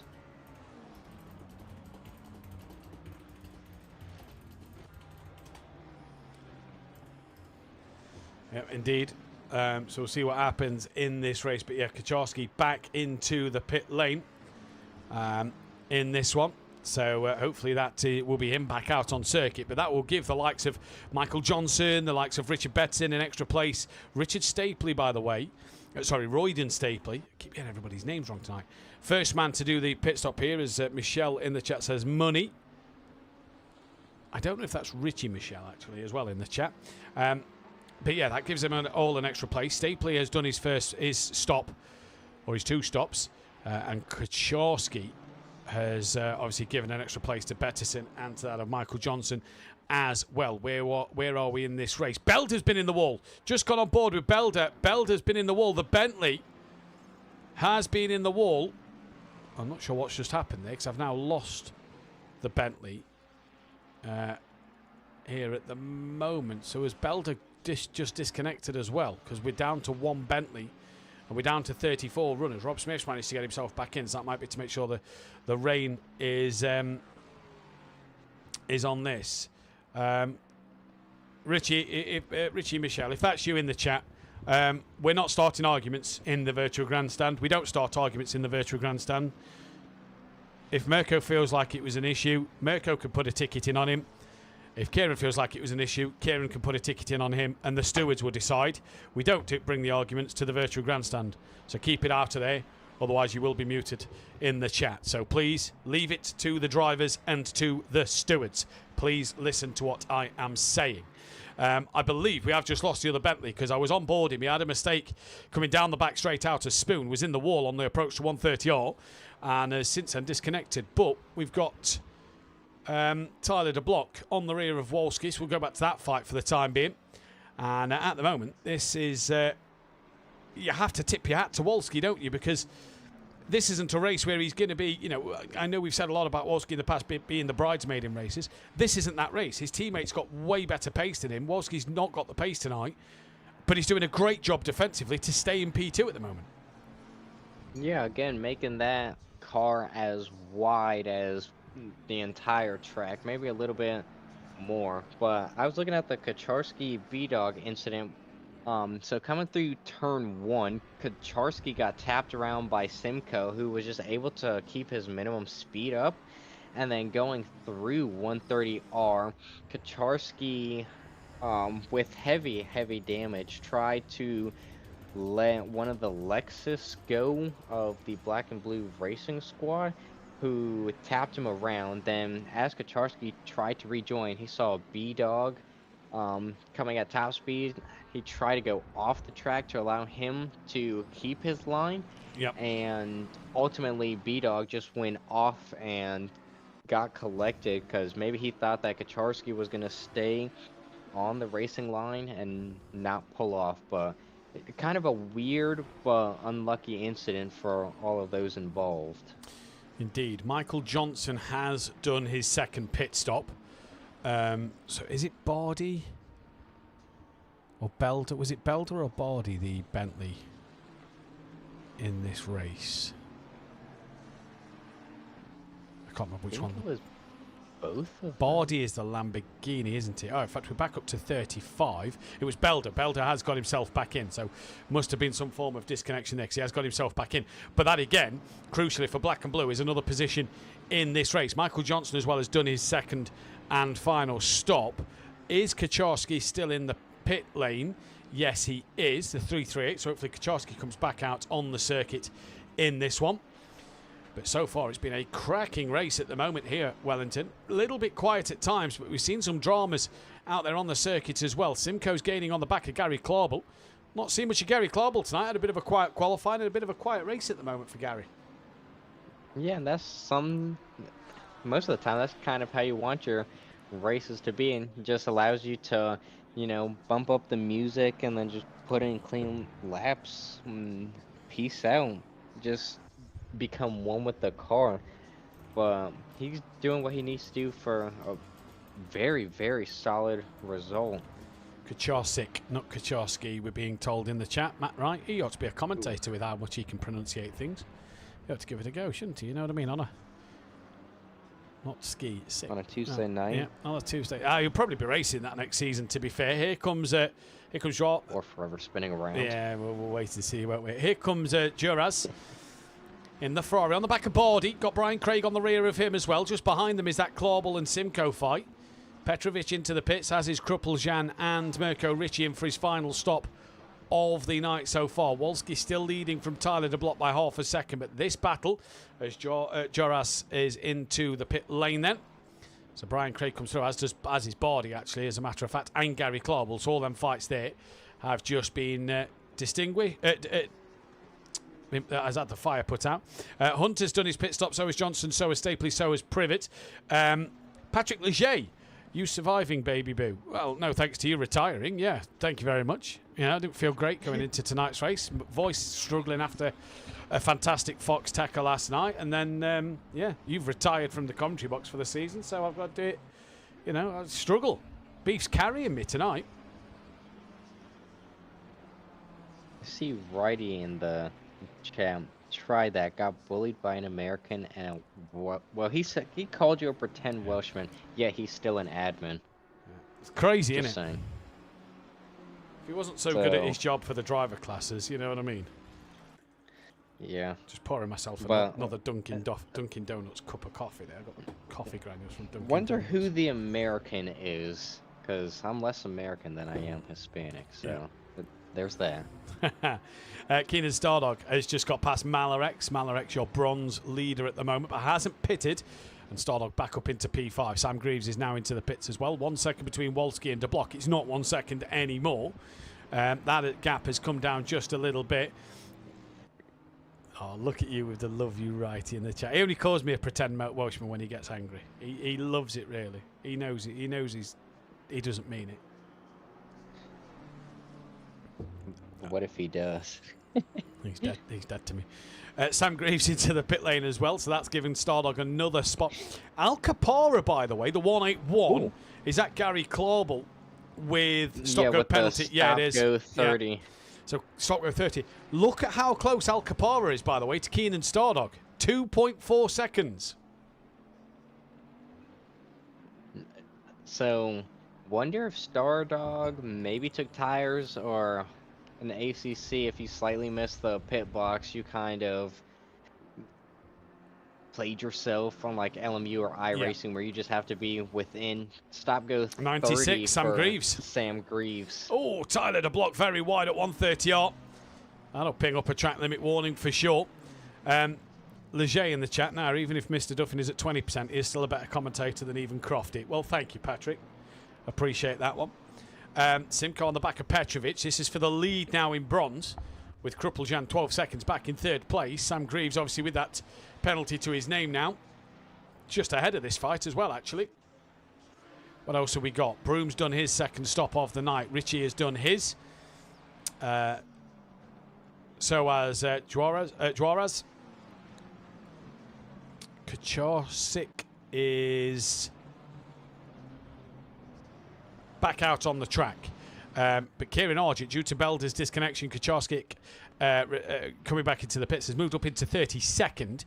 And Kachorsik's actually just got ahead of Belder as well.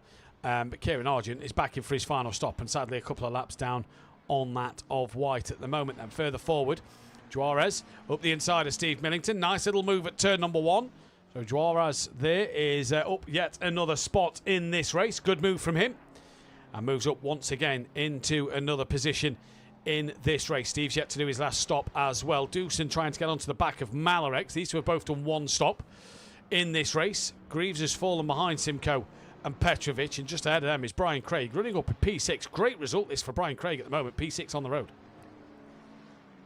Yeah, very, very good result from him, but he still has both of those pit stops to make. So while it's P6 on the road, maybe at the end it could be a top 20. I see Bettison down in 19. So either he has absolutely lit up that Lexus, or it's just kind of RNG from some of the other cars further down, as quite a lot of them have already gone green and are clear on all of their stops. So it could be either that, or Bettison is just in another league. Well, he should be in SimPlay, but a whole nother planet of lap times. Yeah, indeed. Clawball in for his stop go, as is Sam Greaves. Brian Craig now coming under pressure from Petrovic and Simcoe. Betson, I assume, will have the red mist descended on him to try and make his way back through this field. As here comes Petrovic looking to tuck up the inside of that of Brian Craig, who gets to the outside line of Brian Craig. And Brian Craig there was very slow on the inside apex of Degner 1. That's delayed Simcoe a little bit as well. So Simcoe has had his dramas. Wolski and de Block finally into the pits. That puts Cherry Moore into the lead of this race. Here comes Keenan Stardog. Now, big question is, could they jump Keenan Stardog? He's pulling away from Al Capara. The gap was 2 point something a couple of laps ago. It's now 3.7. Is this de Block's chance to undercut Wolski by doing something different on strategy-wise? Or is this their chance as well to be a little bit closer? Because I think it was 8, maybe 9 seconds between Wolski and Stardog before Stardog pitted initially. Yeah, wouldn't really hurt de Block. Is kind of just might as well try and see what happens. But I think that Stardog is arguably the quickest driver tonight, this afternoon, this evening. Al Capara's just jumped Wolski on the pit exit. Al Capara gets up into second. Tyler de Block's looking to make a move on Wolski here. To the outside of the first part of the snake. We'll look for the inside. No, he won't. Tucks back in behind. But Al Capara in the Mercedes-Benz has got himself up into P2 at the moment now. So the undercut for Al Capara has worked a treat there. Yeah, I just saw de Block have quite a big slide coming through one of the S's. But looking very, very racy on the back of Wolski. And so I wouldn't be surprised if he sends a dive bomb. Hopefully it isn't a heinous dive bomb, and that he's able to get it through cleanly. But yeah, looking very, very solid from the two of them. And Al Capara's already gone ahead and put a bit of air between that of Wolski and De Block. Wonder if the Block's regretting not pitting a lap earlier than Wolski in this race. Them two rain on their battle that's been going on now for the majority of this race. Here comes Duffin. He's looking to get up the inside of Malarex, both yet to do their final stops and can't make his way through at the moment. Betterson's now up into 17th, even though he's got to stop again. Body's gaining on the rear of B-Dog here. Both have to stop one more time. In fact, he's looking to the outside of the Casio triangle. B-Dog going to try and hold it up the inside. Can't do so. And now Belder fancies a look to unlap himself. Argent's in for his final stop. He's lost out to Kacharski in this race. And yeah, if I was to block, I'll be straight back to the pits for my second stop now. Looks like he's got the pace over Wolski. I kind of agree with Matt Wright in the virtual grandstand there. I think that is possibly the way for Tyler De Block to move. As into the pits comes Cherry Moore. Keenan Stardog will inherit the race lead. Now look who's got a stop-go penalty. Kieran Argent, stop-go 30. We've seen a fair few tonight, and all for speeding in the pit lane as well. Yeah, just a very, very tricky pit lane. Almost like Spa. Seems like the board is kind of hidden.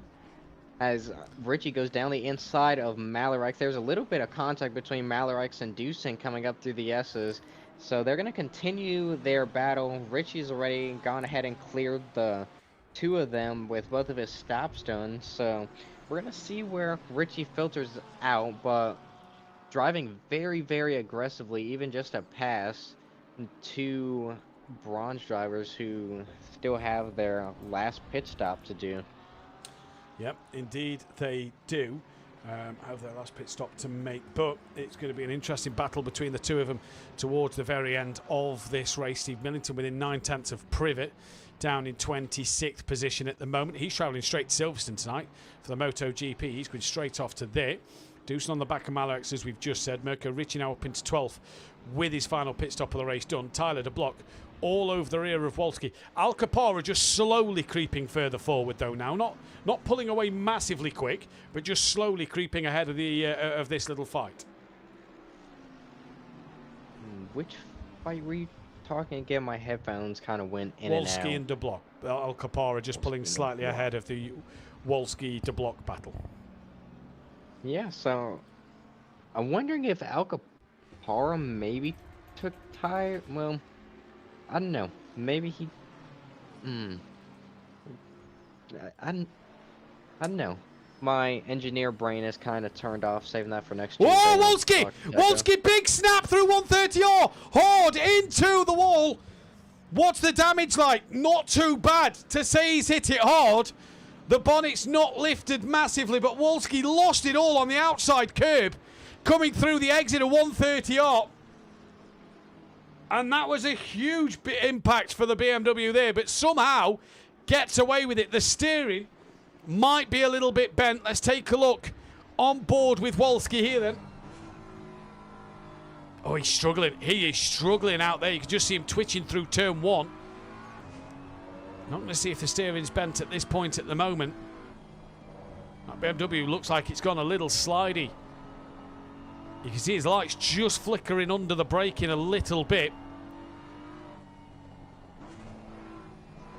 Just waiting for a stretch of straight here to see whether Wolski does have suspension damage. I don't think he does. And if he does, it is very minimal, but no, it's okay. He's wide again at the first of the Degners on the corner exit. For whatever reason, Wolski's car is just gone. It's just starting to struggle. Brian Craig in for his final stop of the race. Kieran Argent's done his stop-go penalty. Mirko Ricci now on the back of Diego Flores. Brian Craig, sorry, he's in for his first stop of the race, not his final stop. So he's in for his first stop. And Mirko Ricci gaining on the back here of Diego Flores at the moment.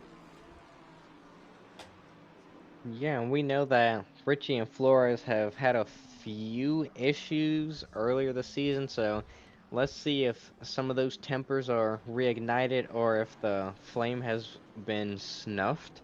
But really, really unfortunate for Wolski. I will say the only lucky thing is that he hit the wall square on and not at an angle. So maybe if he hit it at an angle, that probably would have caused suspension damage. Yeah. So very, very lucky to hit it head on. Johnson gaining on the rear of Hunt for 21st and 22nd place at the moment. Belder has got clear of Kieran Argent. Kerchak is Kacharczyk, sorry. Kacharczyk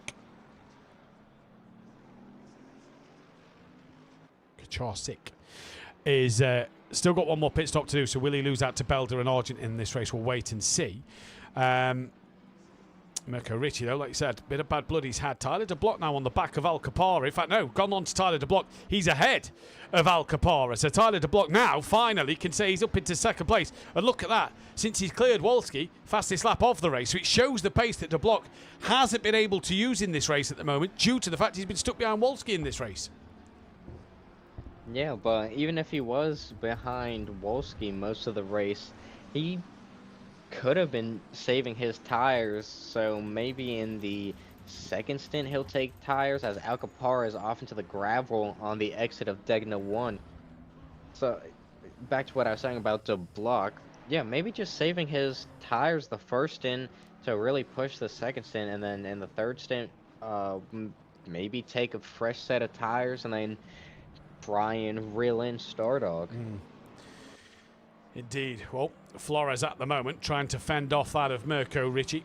Coming down towards turn number 1. Ricci, is he going to have a look here? No, I don't think he's close enough at the moment. So stays tucked in behind that of Flores down in towards turn number 1. Neil Broom's gaining on the back of Doosan. And that's a battle in bronze. Obviously, Broom has done both of his pit stop. What are De Block's times compared to Stardog? Well, last time around, Tyler De Block, 2013. Keenan Stardog, 2020, so 7 tenths quicker. 31 minutes to go. The gap's only 4.6 seconds. So Tyler De Block could be sitting in a pretty position at the moment. But we know he's got the pace. We also know that he struggled to overtake drivers today because he spent majority of this race sat behind Wolski. Yeah, maybe just not feeling confident in the car setup.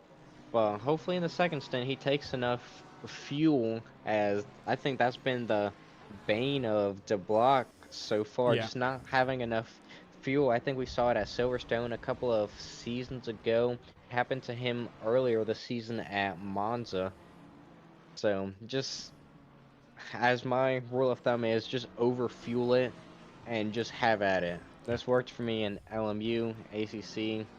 Always go that little bit longer on the fuel, in my opinion.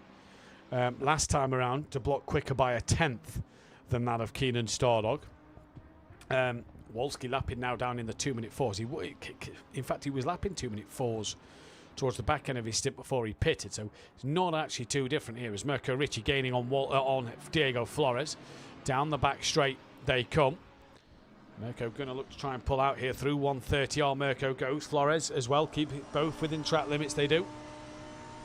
And gap 4.4 Stardog to De Block. So De Block has gained a little bit. This is on board with Mirko Ricci. Trying to get the run out of the Casio Triangle Chicane. And can't do so there. So down the straight they go once more. And yeah.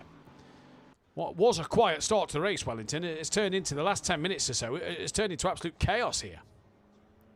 Yeah, this is what we kind of refer to in, well, more of motorcycle racing, but kind of money hour, like those last 30 minutes or so if it's an endurance race, or like the last 5 if it's a normal race, where riders kind of give it all that they have, as Ricci goes around the outside of Flores, now up to 10th. Just look that, I don't know, just kind of weird from Flores. He was very, very slow. Yeah. And Ricci just sees his opportunity, went right around the outside, and now he's got quite a lot of clean air until he catches up to the lap car of Kieran Argent. Indeed so. If you want to check out our fantastic partner, Design Manchester, make sure you go down to the description below. They are producers of vinyl graphics, laser engraved gifts, mugs, printed clothing, and much more. Head over to Facebook and search for Designed Manchester, as well as hit the bell to be notified when we go live. We'll be back for Pro tomorrow, myself and whoever wants to join me in the commentary box, because it's not Langley. I believe he's at work tomorrow night. So if anybody wants to join me in the commentary box, there is an open spot available to join me in there if you would like to do so. Hit the thumbs up button if you like what you see here on this stream, as well as hit that subscribe button. Somebody has unsubscribed, which is quite rude, if in all fairness. Now, I'm only joking. If you don't want to subscribe, that is your choice. But if you do hit that subscribe button, we're now 11 away from that 1,350 milestone for us. Simcoe into the pits from second place in bronze for his final stop of the day in this race. Petrovic is gaining on the back of Cherry Moore. That's 0.9 of a second now. Further down the field, we've got Stapley trying to close down on Sam Greaves. Stapley, who had a good start to the season, constant podiums, Wellington. He's just started to drop off that podium a little bit in bronze here. Yeah, maybe the Bentley just isn't as strong later in the season. Yeah. As compared to some of the longer straights, harder braking zones in the earlier part of the season. But Matt, I also heard 2 words on the street. One being subscribing to SimPlay Motorsport is free. 2, Design Manchester may or may not give you a flag for IMSA at the Michelin GT Challenge at VIR. I don't know, just a word on the street. Word on the for street. the 2 of them. Yeah. We have actually had 2 retirements from the race. Coates has retired from the race, and Belder has also retired from the race. Belder, by the way, is on minus 10 points. So in previous races, retired. So, yeah. Not exactly what he'd have wanted to see in this race then. Yeah, not at all. But yeah, it just looks like a track that the Bentley isn't that good at. I don't remember Belda being in any incident as far as I remember. Oh, Sam Greaves has lost the rear. Coming through 130R. Pirouettes it back off the circuit. But facing the right way, the 666. That is Doosan. Yeah, he's had an off. That's at Dunlop. So Doosan has had an off. And that has dropped him behind Bardi. Simcoe's done his pits. Look at Neil Broom, by the way. Is running P12 and is currently 4th out of the bronze drivers. Neil Broom looking to try and get himself back on a bronze podium here. And is within half a second of Malarex to do so, with Malarex, Krupeljan and Petrovic still to do their final pit stops of this race. So keep your eyes on Neil Broom, I'm going to say, in this one for the bronze championship. Yeah, I mean, it'll be a podium for Broom regardless, considering he's already on the back of Malarex, who is still yet to do his last stop. So, I mean, we could go ahead and just say that Broom is on the podium as Malarex already in. So, I don't know. If Broom could find maybe a little bit more pace, he could potentially find himself on the top step of the bronze podium. Well, I'll tell you this now, Beef. For driving in, stopping 1 litre of fuel and going, which is all that's required in the 90-minute races, you lose 35 seconds. I don't think he's 35 seconds behind Krupeljan. Might be behind Petrovic, but I don't think he's 35 seconds behind Krupeljan. So I think Neil Broom could be sitting in a possible P2 bronze position at this moment in time. So you'll have to wait and see what happens there. Speaking of flags, you need to get your flag sorted for VIR from Mike. Yeah, I don't think that Mike could deliver something across or international in 3 weeks. About to be 2 weeks, actually. Yeah, probably, yeah. You've waited too long, Beef. Your brother needs one for Fox Tecker, but that's only got 2 weeks left as well. Yeah, unfortunate. We'll have it, and we'll take it to our local oval track, and you know, maybe just string it up in the catch fence where hundreds of thousands of people walk through. Maybe put a QR code at the bottom so they can scan it. Yeah, right to the channel. That's Mike to say, right, get me the SimPlay flag, but put like and subscribe underneath and the QR code, so that as people walk past, they can scan it. That's not a bad idea, to be fair. Bettison coming under pressure from Simcoe. Bettison's back up to 13th place, but has got 1 stop to make. Michael Johnson back up to 20th after earlier dramas for the Black and Blue Racing team. Kieran Argent's up to 31st. So even though he's been Barty around on the exit of the second Degna. I thought it was the entry to 130R, but just letting everybody go. He's got a little bit of time before Cherry Moore is on the back of him. Tyler de Block, by the way, he's got the gap down to 3.4 seconds to Keenan Stardog here. So he's closing. He's closing that gap. What's the latest lap spin?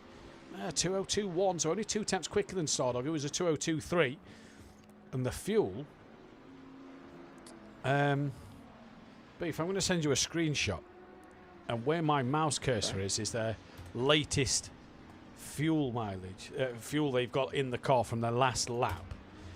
Just take a look at that. You were saying about the block, maybe just needs to put in a little bit more than normal to get to the very end. Yeah, I think he's done that. Yeah.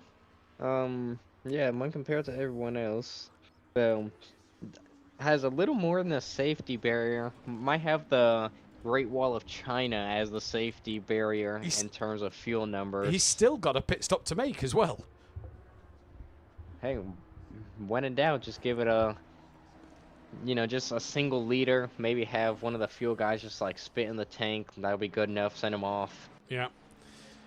That's all he's going to need. He's not going to need any more than that. I hope he's got his fuel strategy sorted out. Gabino, we've not mentioned Gabino much tonight. He's another one who's gone under the radar a bit, gaining on the rear of Malarex in this race at this moment in time.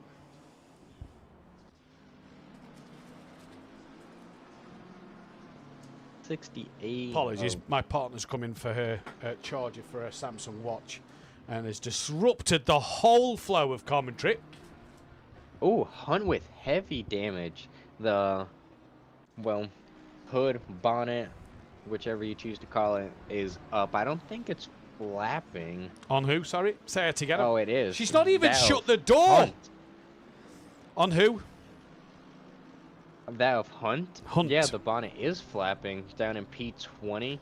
Oh, yeah, the lights look dim on that Mercedes. Yeah, they are a bit. Yeah, that is flapping. So he's been in the wall somewhere.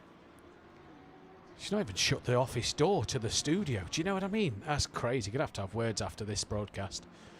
Unbelievable. Ooh, Steve Millington in the wall as well. It seems that... What is that? Oh, Dunlop? that's big. Yeah, that is through Dunlop. That is huge. Everyone out. That's about the third or fourth incident I've seen so far. But luckily, Millington, a little bit of clear track just to rejoin, but... The 63. Who's the 63? Privet's off at the Snake. Just out of turn one. What is happening all of a sudden? Drivers... Oh, excuse me. Just falling off the circuit a little bit here in this race. Privet's got no damage out. Well, no visual damage, but Millington's car, that is a big one in this race. A big amount of damage there. Gap Stardog to the block, by the way, up to 4.6 seconds. So Stardog has reopened that gap to the block as the block comes past Privet. Privet's still waiting to rejoin in this race at the moment. Battle Flores has got Neil Broom gaining on the back of him. And for Diego Flores here at the moment, who still has to pit, might not want to fight this one too hard right now. Yeah, either just bring it down into the pits or just let him go, because you're just going to lose time to that of Jiraj, who's already done both of his pit stops. Alcapara back into the pits, so he's in for his final stop here. Doosan gaining on Brian Craig as well. They're both still to pit. Simcoe on Juras in this race. As well, they've both pitted, so they're gaining on each other as well. Millington's just up the road from this of Flores and Neil Broom. He's off onto the grass. That's probably the best thing Steve can do if he's struggling to turn that car. Get off the racetrack while the leaders are coming through. Stop, go, penalty for Alcapara. Just saw that. So, all of his hard work so far in this 70 minutes, is that? Yeah, it just kind of went right down the gutter. As 105 of Rob Smith off at the chicane, pulls right off the racing line. Hopefully he can get it going. No, Stardog is just now approaching the 45 and 13. Had an incident. Believe that's Stapley and White. Yes. Going through Dunlop again. Yeah. So Stapley, White as well. White has been in his fair share of dramas tonight, hasn't he, in this race? Millington in. That'll be a long pit stop for Millington. Alcapara has probably just thrown away a podium as White very slow, as is Stapley very slow. That'll obviously be to let a few leaders through. The 105 has returned to the pit lane. That is Rob Smith, who's had a yellow flag and has returned to the pits. Wolski probably can't believe his luck here. Back onto the podium. Well clear of Cherry Moore in this race at the moment. But my, oh my, this race is just really topped on its head a little bit. Simcoe has got ahead of Juarez in this one then. So Juarez has fallen down another position, and Simcoe is now 4th in category, in the bronze category, but 13 seconds behind Neil Broom, who Neil Broom will get past Alcapara by the fact that Alcapara's got that stop-go penalty. So Neil Broom will be running 9th overall in this race as well. Yeah, so I don't know. Just my engineer brain is not working. Again, saving that for Tuesday to hopefully get our beloved Gordon back onto the podium. Just saying. But Alcapara is in for his stop-go, so another easy overtake for that of Richie. So Richie, from the back of the grid up to P8, we could maybe see him in the top 5 once everybody gets settled and makes their second and last pit stop. Well, let's wait and see. This is Gabino on the back of Malarex, who's gaining on Brian Craig. Brian Craig still yet to do his final stop. Looks like Brian Craig struggling through Spoon a little bit there. But these drivers, these two trying to gain on Brian Craig, who's yet to do his final stop of this race. Malarex now trying to make a move on Brian Craig as he had a look going down into 130R. Still continuing to have a look was Brian Craig there. Was Malarex there on Brian Craig. Gets a poor run through 130R. Gabino, I thought, was trying to attack on the outside of the exit of 130R. Couldn't do so. Into the chicane. Brian Craig goes deep, allows these two to get through. Malarex just runs a little deep himself on the exit of the second part of the chicane. Gabino now going to try and go the long way around the corner. And is this Gabino going to go through? Believe it is. Wolski's in the background. 27 stop go cleared for Alcapara, who will come out the pits behind these two. So Malarex and Gabino both jump Alcapara, and Gabino gets ahead there. Yeah, right around the outside, but I think Malarex was just going to let him go. He gives him a flash of the light, so either it was a good move by Garbino or something that Malarex just isn't happy by. I don't know if Garbino muscled his way on past. I didn't know. No. Well, unless it was contact that the camera didn't show us coming through the chicane, but just looked like Malarex went deep. Might have been flashing, say good fight. But here comes Alcapara, looking to send one up the inside into Degna 1. No, backs out of that one on Malarex. So Malarex still under pressure here in this race at the moment. Neil Broom up into 9th place. Top 7, by the way, still to pit, as is Bettison, as is Doosan, as is Brian Craig, as is Bardi. And where did Millington? Millington come out the pits in 28, so he's done well there in this session at the moment. 15 minutes left on the clock, though, here, Wellington. And De Block once again has the gap down to under 4 seconds. Yeah, Stardog gets a pit. Hopefully he doesn't pull what he did at Bathurst and had us biting our fingernails and waiting for like the last couple of seconds to pit, it seemed like. But maybe De Block is just trying to match him so he doesn't get undercut or overcut by Stardog. So either he's going to pit sooner and then just push, or he might just keep pushing. Oh, De Block is in, so it seems that my engineer brain has finally lit up. And just, is Stardog going to respond to that? He's going to need an absolute monster of a lap to not get undercut by that of De Block. You'd imagine this is going to be a pretty quick stop for Tyler De Block here, because it'll only need to be the 1 litre of fuel in and out, but he's been in his box for a little longer than I'd have imagined here, so if he's putting a lot of fuel in, he's probably doing the wrong thing. Alcapara still on the rear then of that of Malarex. No other fights really to look at out there on the circuit. This is riding on board with that of Alcapara in his Mercedes-Benz as they come through the snake. And if you just start to notice, actually, it's just starting to look a little bit lighter in the sky here. Just a little bit of white clouds above here, so the sun, it's a bit early to be rising, isn't it? It's only about, what, 3:30 in the morning, so yeah, way too early to be rising.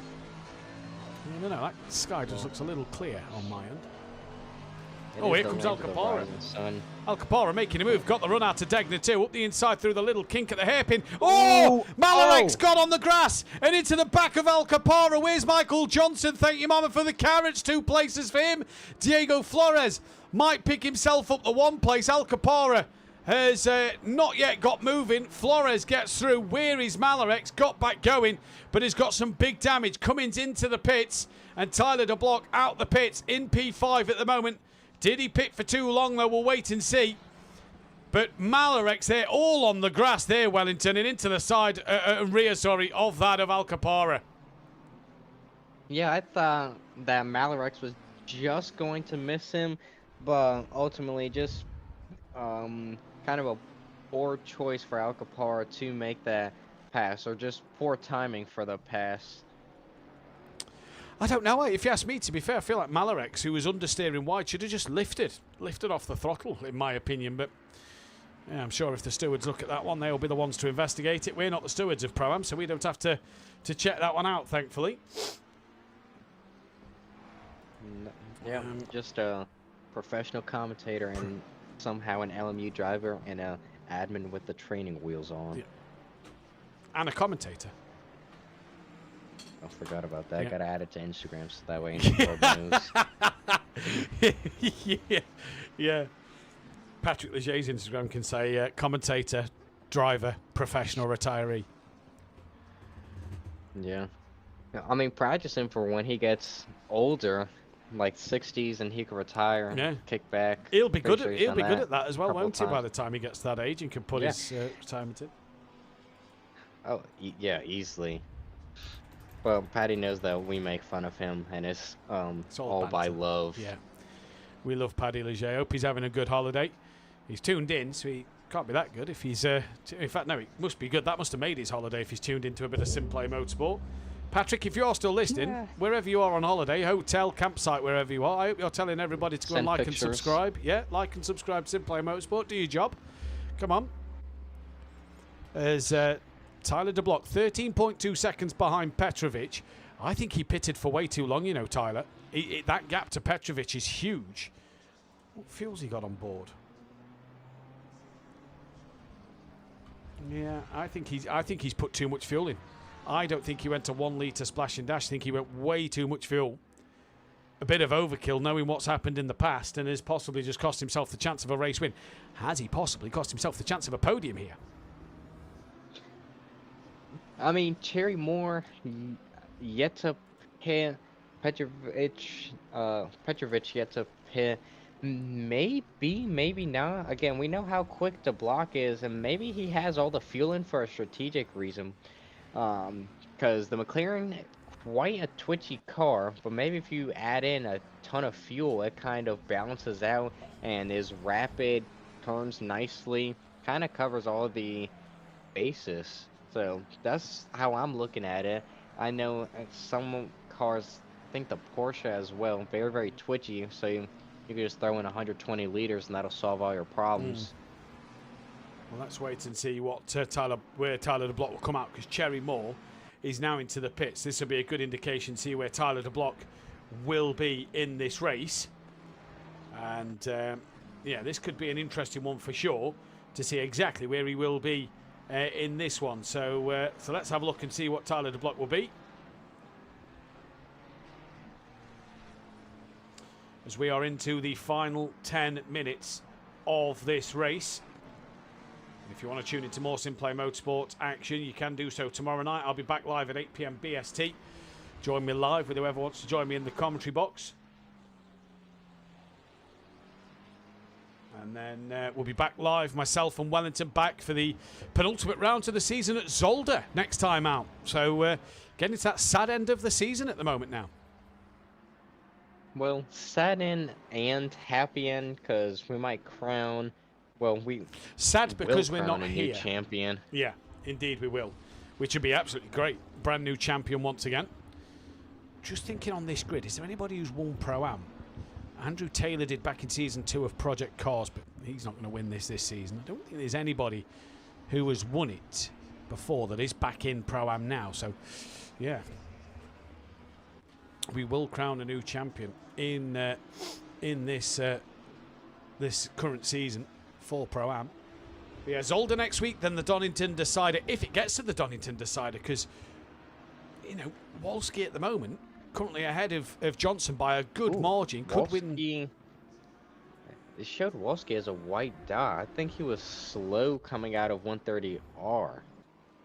Well, I wonder if he's Heart looks okay. Yeah, he's still got that bit of damage on the front from his, from his moment earlier. But yeah, I wonder if he's just had another little moment there. He's over 30 seconds. Stardog has been incredible tonight. Absolutely incredible. Yeah, I mean, you really can't put it down. It's an American and an American car. I mean, where's the last time you saw that Mazzano back in Season 9? Wonder who was at a 32.6 second gap. Yeah. Just saying. Just saying. Actually, the last time we saw an American have such a big gap winning in an American car would have probably been Bradley Duncan on LMU this season. Okay. On ACC. There we go. Right, yeah, okay. Yeah. We'll go ahead and exclude Brad. We love Brad. Great guy. But LMU, completely different ball game compared to completely different ball game to ACC. Right, there we go then. Neil Broom, by the way, is up into 8th place. Cherry Moore's down 7th. Mirko Ritchie's up into 6th, and he's only 8 seconds off the back of Kruppeljan. Neil Broom, for me, could be second in this bronze fight here. To block will get ahead of Petrovic when Petrovic decides to pit. But 7 minutes on the clock. They're lapping at just over 2 minutes a lap. So the guys still left to pit in this race have got to think about making their pit stops relatively soon here. Yeah, it's only about 2, maybe 3 laps left. Stardog just now about to come across the line. So with 6 minutes 50, about 4 laps, I would say. My math is correct. As Bedison is in for the second of his stops. Barty still needs his last one. It'll be 3 including this, maybe 4 depending on the pit stops for Stardog. Because he is coming up through towards Dunlop now as he makes his way up the hill towards Dunlop. So, yeah, possibly 4 depending on how long his pit stop is. It will be the only way I could say that he's got potentially this and 2 more to go. So we'll keep our eyes. Wolski into the pit. Has Wolski got second place covered in this race? Into the Casio triangle now comes that of Tyler DeBlock. Bettison's just done his pit stop. We'll give that a little bit for the timing tower to update. But Johnson's up into 13th. A good recovery from Johnson. Bardi into the pits.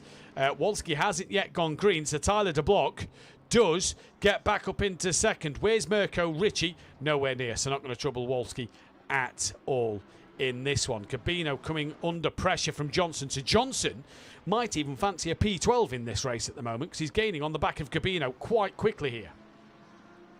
Yeah, and even with everything that has happened to him, that's a very, very good result. And Bedison in 15th, so really, really good recovery drives from those 2 black and blue racing cars. But Greasy Bandits are going to extend their team's championship lead by an absolute margin. Yeah, they really are. Petrovic, by the way, has come out just ahead of Neil Broom here. That gap is not a lot. It's not yet showing what it is, but that gap isn't a lot at all. As here comes Michael Johnson looking to make a move on Gabino up the inside into 130R. Michael Johnson gets the move done. Manages to just keep it in track limits as well. It's a great move. Michael Johnson at 130R makes it stick and moves up into 12th place ahead of Gabino. Absolutely fantastic move. The 23, that's the yellow flag. That is Tucker, who is off on the exit of Dunlop once again. So Dunlop has claimed its fair share of victims here tonight. But Michael Johnson, what a lovely move that was. And Neil Broom, look, 4.4 off the back of Petrovic. Has he got that in him in the last 4 laps? 4 minutes, that's the question.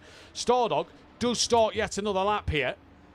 So Keenan Stardog with, what's he averaging at the moment? He's doing 2:02, so say 4:04.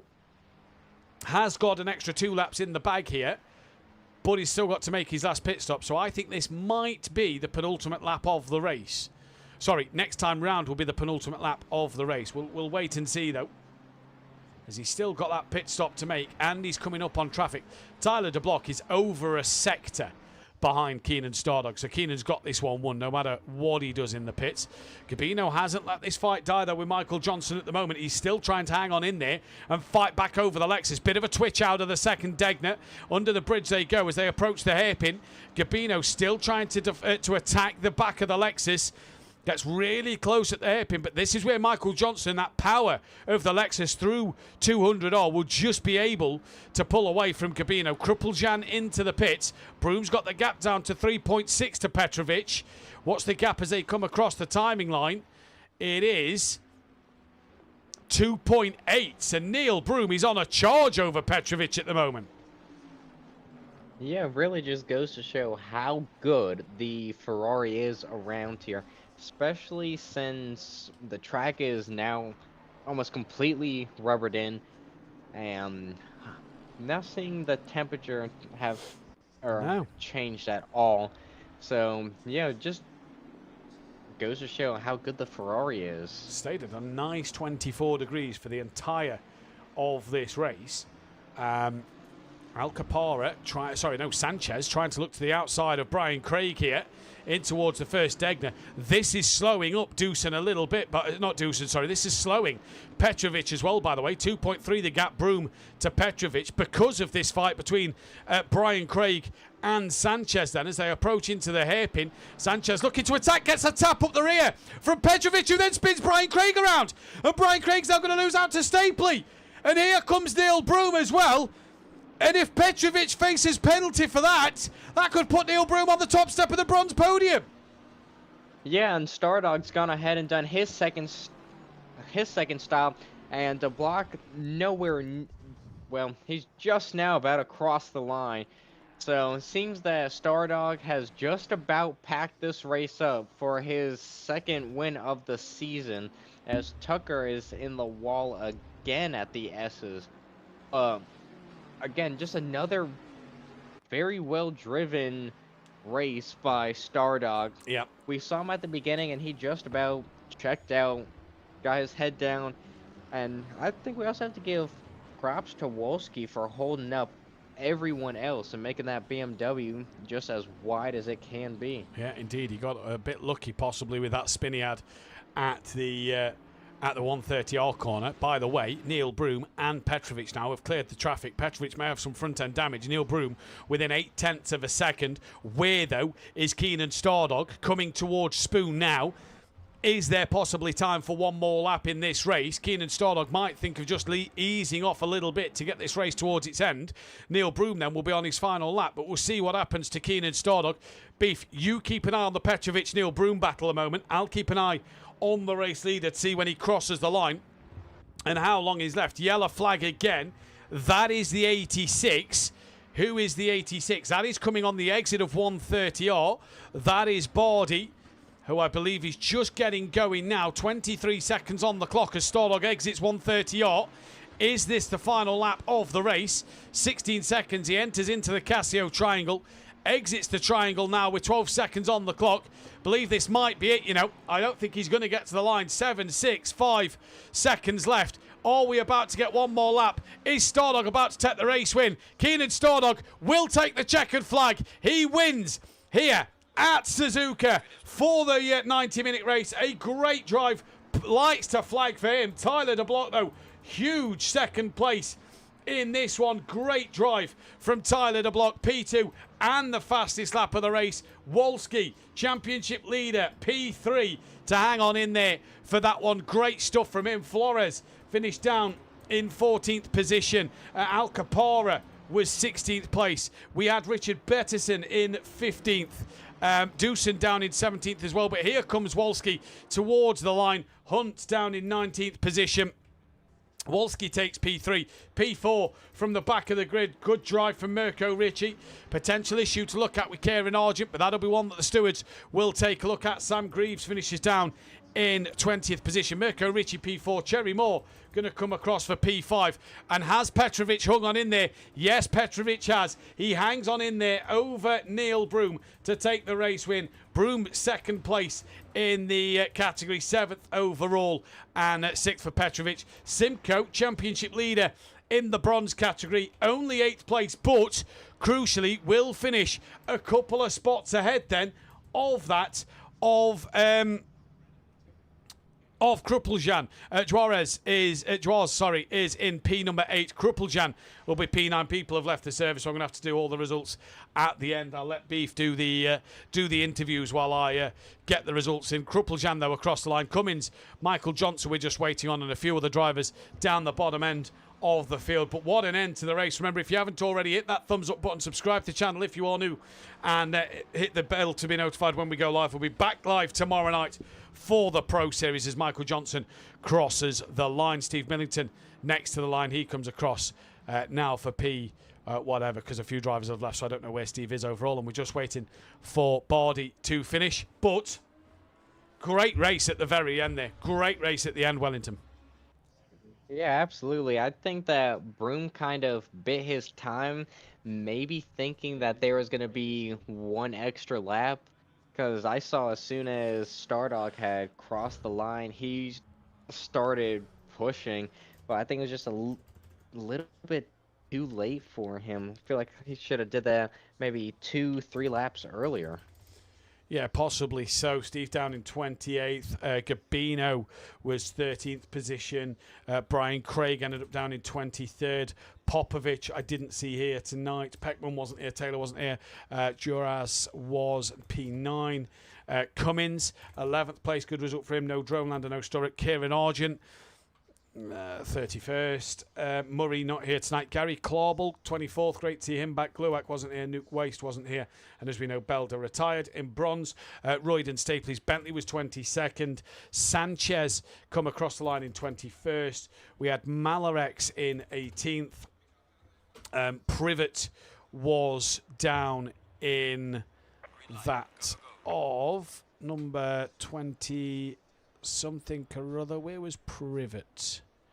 Number 63, actually, was down in 27th. Mark Tucker was down in 32nd. Kershik was down in 30th. We then got White, who was P29. Bardi come across the line 26th. So points for him. Jamie Lee not here. B-Dog was... Where was B-Dog? 25th. Good result for him. Good points there. Stanek. Was Stanek here tonight? I don't believe he was he? No, don't believe so. No, Stanek wasn't. Doosan come across the line in P17, and no Paul Williams either in this one. Right, Beef, we are joined by... Let me just get the camera changed back over to the commentary box. We are joined by a couple of our colleagues, I believe, in the disc, who we have, who is in here, who we can start with for a quick chat. Yeah, we've got Stardog and we'll start with Wolski. Wolski third place today, so I'll let you start with Wolski while I just quickly get the points updated with the drop scores. All right. Wolski, yeah, another quiet night, but it definitely seems that you're doing what you need to do in order to have the silver championship wrapped up. And also looks like you were helping out that of Stardog by keeping the block and Alcapar behind. Just kind of walk me through the race. And we also did see your incident on the exit of 130R. Just kind of talk about that a little bit.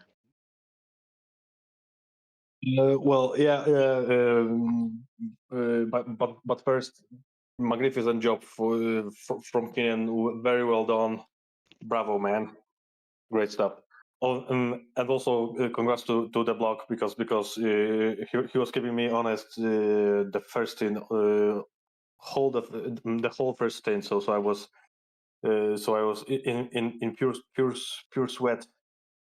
Yeah, well, to be honest, I was just managing my tires. I mean, not helping Stardog, but just managing my pace because I had to have them for whole big stint. and the block was all over my back. So it was very stressful.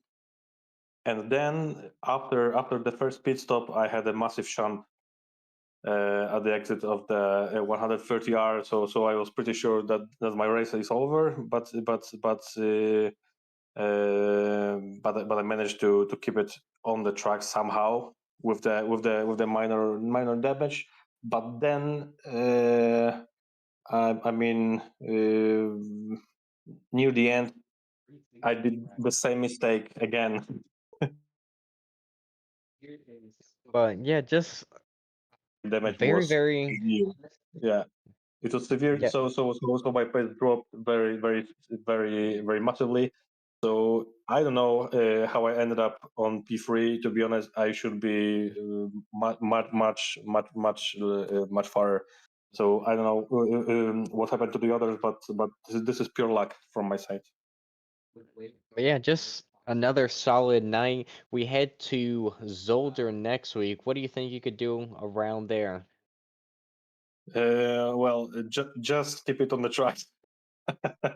That's all, and I hope it will be dry, because I don't have time for practice this time. All right. Congrats on the P3. Things really, Thank you. really looking up for you as we're now gonna flip to that of the block. Matt, do you want to take the block and I'll take my fellow American?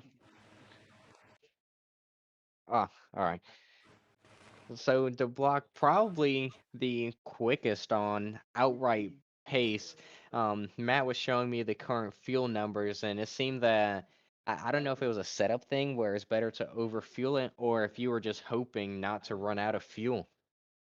Oh, no, I was just copying what Wolski was doing. I remember last week. Whatever Wolski was doing, I was doing. And yeah, I was studying his back wing for 45 minutes. Yeah, after that, come in the pits, and had his mistake, slipped into P2. I wouldn't even. It was just cling on and hope. I didn't think I had much pace, to be honest. I don't understand the end bit though. I tried to undercut Stardog. He was only 3.6 seconds ahead, and he finished 16 seconds ahead. I don't get these strategies on 90-minute races. I hate them. Like, I don't get it. I don't understand. How do I try to undercut and I lose 10 seconds? I don't get it. But yeah, all right overall. But yeah, still just a quiet, solid night from you. Nothing you are gonna be mad about per se. No, I didn't. I overtook one person the entire race. But that was because they made a mistake. So quite a quiet race for me. Just keep it on the track. Yeah, and those are the kind of races some drivers enjoy seeing. Just, study the back of someone's rear wing and then just make it all up in the pits. Yeah, we'll try to. Okay. So congrats on the P2, and now we're gonna get over to that of Stardog.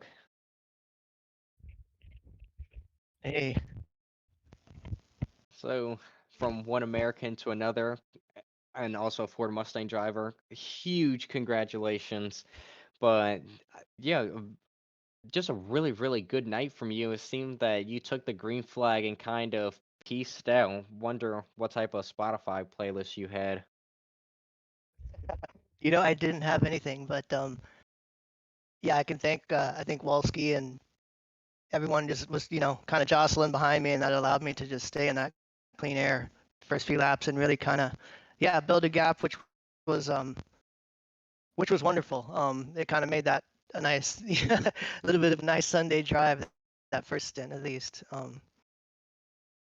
Yeah, and then I was, after I pitted, saw the block kind of just hanging around.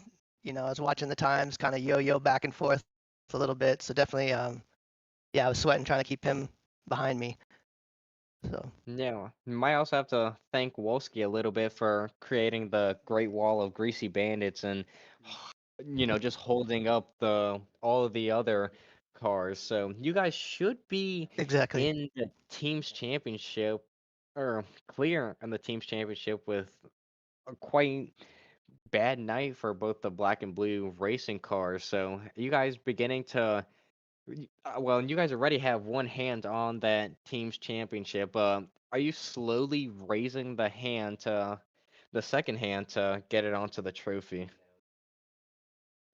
Well, yeah, I mean, I definitely, especially with as well as Wolski's been driving this year, I've been trying to score points and just contribute when I can because, he's leading the driver championship, and it'd be nice for us to take the constructor home too. So yeah, it was today was definitely huge in that regard. So yeah, we're feeling better, but definitely not ready to relax just yet. Yeah, and I was saying, as compared to Wolski this season, both of you guys have had a very, very quiet season, but it seems that just right time when it matters. We saw you win earlier this season at Bathurst, and then kind of haven't seen much of you. I think you had a couple of incidents last week in the Nürburgring, and I think that's about it that we've seen of you this season. You just kind of appear out of nowhere, if you will. Yeah. Um, yeah, some of the races haven't gone as planned. Couple little incidents. I made my couple mistakes myself, which has not helped. But yeah, I do like this track a lot. I don't know if that helps. Just feel good driving around here.